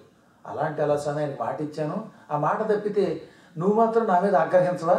అసత్యం ఆడకూడదు కదా, అందుకే అడుగుతున్నాను, నిజం చెప్పు అంటే అతనికి మోక్షం ఎప్పట్లో రాదు, కొంచెం కష్టమే అన్నాడు ఆయన. పోనీ ఆ కష్టమే కూడా చెప్పు స్వామి అన్నాడు ఆయన. అయితే చెబుతున్నా విను, ఇది వింటే వాడు గుండెకి తెచ్చిపోతాడేమో కూడా చూసుకో. ఆయన ఒక మర్రి చెట్టు కింద కూర్చున్నాడు. మొత్తం మర్రి చెట్టు ఆకులన్నీ శీతకాలంలో రాలిపోతాయి, శిశిర ఋతువులో ఆ రాలిన ఆకులు లెక్క పెట్టమను. ఆ తర్వాత మళ్ళీ వసంత ఋతువులో ఆకులు పుడతాయి, ఆ పుట్టిన చిగుళ్ళెన్నో లెక్క పెట్టమను. ఆ ఆకులు ఈ రాలిన ఆకులు మొత్తం ఎన్నో, అన్ని జన్మల తర్వాత ఆయనకి మోక్షం. అప్పటికి మోక్షం, అప్పటిదాకా మోక్షం లేదు. అది మర్రి చెట్టు, పెద్ద చెట్టు, దానికి ఎన్ని లక్షల ఆకులు ఉన్నాయో తెలియదు. ఓ 1,00,000 ఆకులు పోని ఉన్నాయి, ఓ 1,00,000 ఆకులు పుడతాయి అనుకుంటే 2,00,000 జన్మలకు కానీ మోక్షం రాదు. అన్ని జన్మలు ఎత్తవలసింది. అనగానే ఇప్పుడు ధ్రువుడు ఒక్క క్షణకాలం నిశ్చేష్టుడైపోయాడు. పాపం విష్ణువు కనపడిన ఉత్సాహం పోయింది పాపం. ఎందుకని, నాకు ఈయన వరం ఇస్తాడు ఎలాగో, నన్ను నమ్ముకుని నేను ఏ మంచి వార్త తెస్తాను అని ఎదురు చూస్తున్నా మునికి ఏం చెప్పను నేను. ఆయన కొంచెం మనసులో బాధపడి స్వామిని ఏదో ప్రార్థించాడు. ఆయన ఎలాగో నీకు ధ్రువమండలం ఇస్తానని వరం ఇచ్చాడు. అవన్నీ పక్కన పెడితే ఆయన వరాలు పుచ్చుకుని వస్తూ దారిలో ఆ ఋషికి నమస్కరించాడు. ఋషీశ్వరుడు ముఖం వెలిగిపోతుంది ధ్రువుడి తోడగానే. ఏం వార్త తెచ్చావు? H1 వీసా ఇచ్చేసినట్టేనా అన్నట్లుగా మన వాళ్ళు ఆనందంతో ఎదురు వస్తారే అలాగా. ఏం వార్త తెచ్చావు ఆయన అంటే, చెప్పడానికి నోరు రావట్లేదండి అన్నట్టు. పర్వాలేదులే నాయన, ఈ 100 ఏళ్ళుగా జపాలు చేసి గుండెకాయ బండబారిపోయింది, పర్వాలేదు, నువ్వేం చెప్పినా తట్టుకుంటాను అన్నట్టు. మీరేమనుకోవద్దు, ఉన్నట్టు చెబుతున్నాను. ఈ ఆకులు రాలినవి వచ్చిన ఆకులు లెక్క పెడితే ఎన్ని జన్మలో అన్ని జన్మలకు కానీ మీకు మోక్షం రాదుట అనగానే, ఆ మాట అనగానే చచ్చిపోతాడేమో అని పట్టుకోపోయేట్టులాగా. ఎందుకంటే అసలుకి దానికి అంతం లేదు కదా, అది ఎప్పుడు వస్తుందో తెలియదు మోక్షం. కానీ ఆయన ఏం చేశాడో తెలుసా, వెంటనే ఆహా నా భాగ్యము, ఓహో నా భాగ్యం అని ఎగిరి గంతులు వేయడం మొదలెట్టాడు. భక్తి లహరి డ్యాన్స్ అయ్యాం డిస్కో డ్యాన్సర్ డ్యాన్స్ చేస్తాడు, అలా డ్యాన్స్ చేశాడు. ఈయనకి మతిపోయింది, ఈయన పిచ్చెక్కిపోయిందేమో ఈ వార్త అనగానే, ఇంకెప్పట్లో మోక్షం రాదనే ఉద్దేశంతో పిచ్చెక్కి నృత్యం చేస్తున్నాడేమో అనుకుని, స్వామి మీకు బుద్ధిలోనే ఉందా లేక ఏదైనా మారిందా అంటే, లేదు నాయన, శ్రీ మహావిష్ణువు మాట ఎప్పుడు అసత్యం కాదు, ఆయన జగన్నియంత గనక. నేను ఎందుకు ఆనందంతో ఎగురుగంతులు ఇస్తున్నానో తెలుసా, ఇక్కడున్న వాళ్ళల్లో ఎవరికైనా మోక్షం వస్తుందో లేదో తెలియదు. వాళ్ళు ఎన్ని జన్మలు ఎత్తినా వాళ్ళు అలా జన్మలు ఎత్తుతూనే ఉంటారు, వాళ్ళు మళ్ళీ పైకెళ్ళి కూడా కిందకు వస్తారు. కానీ నాకు కనీసం 2,00,000 జన్మల తర్వాత ఈయన మోక్షం వస్తుంది విష్ణువు మాట వల్ల, ఇంతకంటే అదృష్టం ఏమిటి అన్నాడు ఆయన. ఎంత గొప్ప అద్భుతమైనటువంటి వ్యక్తులండి జ్ఞానం కలిగిన వాళ్ళు. విష్ణువు మాట ప్రకారం కనీసం ఈ ఆకులు లెక్క పెడితే ఎన్నో, అన్ని జన్మల తర్వాత గ్యారంటీ శాశ్వత కైవల్యం వస్తుంది అన్నాడు ఆయన. నాకు శాశ్వత కైవల్యం ఖాయం, ఇన్ని జన్మలు కూడా ఆయన్ని తలుచుకుంటాను, ఈ రాబోయే జన్మలో కూడా చచ్చే ముందు వాసుదేవాన్ని తలుచుకుంటాను, మళ్ళీ నాకు వాసుదేవ భక్తి జన్మ వస్తుంది. ఎక్కడో మోక్షానికి వెళ్ళే కంటే భూలోకంలో పుట్టి వాసుదేవ వాసుదేవ వాసుదేవ అని భజన చేసుకుంటూ పుట్టడం ఎంత అదృష్టం. కుక్కగా ఉన్నా, నక్కగా ఉన్నా, చీమగా ఉన్నా, దోమగా ఉన్నా, భామగా ఉన్నా, గొల్లభామగా ఉన్నా, ఎలా ఉన్నా నిరంతరం హరినామస్మరణ చేసే మహాభాగ్యంతో పుడతాను. అన్ని జన్మల తర్వాత అయినా శాశ్వత కైవల్యం చేరతాను, ఇది నా అదృష్టం అన్నాడు ఆయన. ఎంత తృప్తండి అది. జ్ఞానులు ఎప్పుడూ కూడా ఎన్ని కష్టాలు వచ్చినా నేను ఏదో అయిపోతున్నాను, నాకు తృప్తి లేదు, నాకు ఇంకా జీతం రావడంలా, ఇంకోటి రావటం లేదని ఏడవరు. అజ్ఞానులు ఏడుస్తారు, జ్ఞానులు ఎప్పటికైనా నాకు సుఖమే కలుగుతుంది అనుకుంటారు. అందుకే దానికి జ్ఞానము అని పేరు. నహి జ్ఞానేన సదృశం పవిత్రమిక విద్యతే, భగవద్గీతలో ఏనాడో చెప్పాడు కృష్ణుడు. అందుకే జ్ఞానముతో సమానమైన పవిత్ర వస్తువు ఇక మరొకటి లేదు, అదే అన్నిటిలోకి గొప్పది. జ్ఞానులు ఎప్పుడూ దుఃఖం చెందరు, ఏ కష్టంలో అయినా సుఖం వెతుకుతారట. కనీసం వచ్చే సంవత్సరమైనా పెళ్ళి అవుతుంది, ఒకడికి పెళ్ళి అవ్వలేదు, ఈ ఏడాది అవ్వదండి అని ఏడవకుండా నెక్స్ట్ ఇయర్ అవుతుందన్నారుగా, పోలే వచ్చే సంవత్సరం బాగుంది అనుకోవాలి. అంతేగాని వెంటనే అవదా అండి, వెంటనే నాకు వ్యస రాదా అండి, వెంటనే నాకు అన్నం రాదా అండి అని ఏడవకండి. కనీసం కొంతకాలానికి వస్తుందని సంతోషించండి. తిరగేసి కొలిస్తే ఆ 2 గింజలైనా మిగులుతాయి అనుకోండి, ఇలా మరగేసి కొలిస్తే సాలడు బియ్యం వస్తాయి అనుకుంది. ఉదాహరణకి ఇప్పుడు ఈ గిన్నెతోటి జీడిపప్పు ఇదేదో బాదం పప్పు పెట్టారు, ఇప్పుడు తిరగేసి ఇచ్చినప్పుడు ఈ పైన కనీసం 4 నిలబడ్డాయని ఆనందించండి. ఇలా తిప్పిస్తే బాగుండండి అని అనుకోకండి. ఏదో ఒక మొత్తం మీద తిప్పినా గొప్పినా మనకి ఎంతో కొంత వస్తుందని సంతోషించాలట. అది ఈ గొప్ప కథ చెప్పే మాట. ఇదంతా ఎందుకు చెబుతున్నాను, దేవదత్తుడు నీకు సొంటైన కొడుకు పుట్టుతాడు. పుట్టినప్పటికీ 16 ఏళ్ళు వచ్చాక వాడికి అమ్మ అనుగ్రహం లభిస్తుంది. అమ్మవారి బీజము వాడికి తనయంత తాను ఉపదేశం అవుతుంది. దానితో వాడు పండితుడు అవుతాడు అనగానే సంతోషమే కలిగింది. కనీసం 16 ఏళ్ళకైనా పండితుడు అవుతాడు కదా, శాశ్వతంగా మూర్ఖుడు కాడు కదా. 16 ఏళ్ళంతా కళ్ళు మూసి తెరిచిలో పడిపోతాయి. అప్పటికి ఆయనకే 56 ఏళ్ళు వచ్చేయట, వాళ్ళ ఆవిడకేమో 52 ఏళ్ళు. అందుకని ఇప్పుడు నా వయస్సు ఎంత గడిచిపోయింది కదా అనుకున్నాడు ఆయన. ఎంత వేగంగా వెళ్ళిపోతుంది కాలం. సప్తాహం మొదలెట్టాం అప్పుడే 3వ రోజుట. ఇలాంటి సప్తాహాలు ఎన్ని చేసాం? 2011, 13, 14, 15, 16, అప్పుడే 17, మళ్ళీ 18కి ఎప్పటి నుంచి రెడీ. కాబట్టి కాలం అలా వెళ్ళిపోతూనే ఉంటుంది. మన కళ్ళ ముందు ఎంతోమంది పుట్టారు, పెరిగారు, వయస్సులు పెరుగుతున్నాయి, పోతున్నారు, మళ్ళీ కొత్త వాళ్ళు పుడుతూ ఉంటారు, పాత వాళ్ళు పోతూనే ఉంటారు. ఈ సృష్టి యొక్క రహస్యం కాలోహి దురతిక్రమ. 16 ఏళ్ళు వచ్చేదాకా భరిద్దాం, తనతోడు బాగుపడతాడు అని ధైర్యం తెచ్చుకున్నాడు ఆయన. ఇప్పుడు దీన్ని బట్టి మీలో ఎవరైనా మీ పిల్లలు సొంటలైనా ఇంట్లో రోజు తంటా తెచ్చి పెడుతున్నా, తల్లిదండ్రులు కొడుతున్నా, వాడు అల్లరి చేస్తున్నా, పోన్లే ఆ సత్యవ్రతోపాఖ్యానం గుర్తుకు తెచ్చుకుందాం అనుకోండి, దేవదత్తుడిని గుర్తుకు తెచ్చుకోండి అంతే. ఆయన 16 ఏళ్ళు పడలేదా, మనం పడదాం అనుకోవాలి. ఎప్పుడు ఆత్మబలంతో ఉండాలి, దుఃఖం మాత్రం పొందకూడదు. కానీ వీళ్ళ ఆవిడ మాత్రం ఎంత డబ్బు ఖర్చు పెట్టాం, నేను ముందే చెప్పాను, దీక్ష తీసుకునే ముందే చెప్పాను, మీరు వినరండి అంది. పాపం ఆవిడ ముందు నుంచి చెబుతుందండి, పక్కన పొడిచింది. నాకు మీకు తెక్కెక్కువ, మీరు నా మాట వినరు. భార్యలకు తెలిసినట్టుగా భర్త వాళ్ళకి ఎవరికి తెలియదు. అందుకే భార్య పక్కన ఉంటే ఈయన అసలు రంగు బయటపడుతుందని ఒక శాస్త్రం అవుతుంది. అందుకే ఏరుకొని తెచ్చుకుంటూ ఉంటాను నేను కూడా.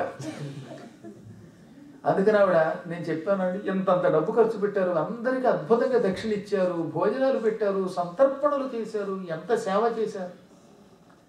ప్రపంచం అంతా మిమ్మల్ని మహాత్ములను పొగుడుతుంది. కానీ ఆ కాస్త కోపంతో ఎన్ని తంటాలు తెచ్చుకుంటున్నారు. ఎంత యజ్ఞం చేసి చివరికి శాపానికి గురయ్యాం, నా మాట అనరు అని కొంచెం ఎవరు చూడనప్పుడు బొక్కల మీద ఇలా పొడిచింది. కొంతమంది ఏమో పొడుస్తారు, ఎప్పుడు అందరూ చూస్తూ ఉండగా.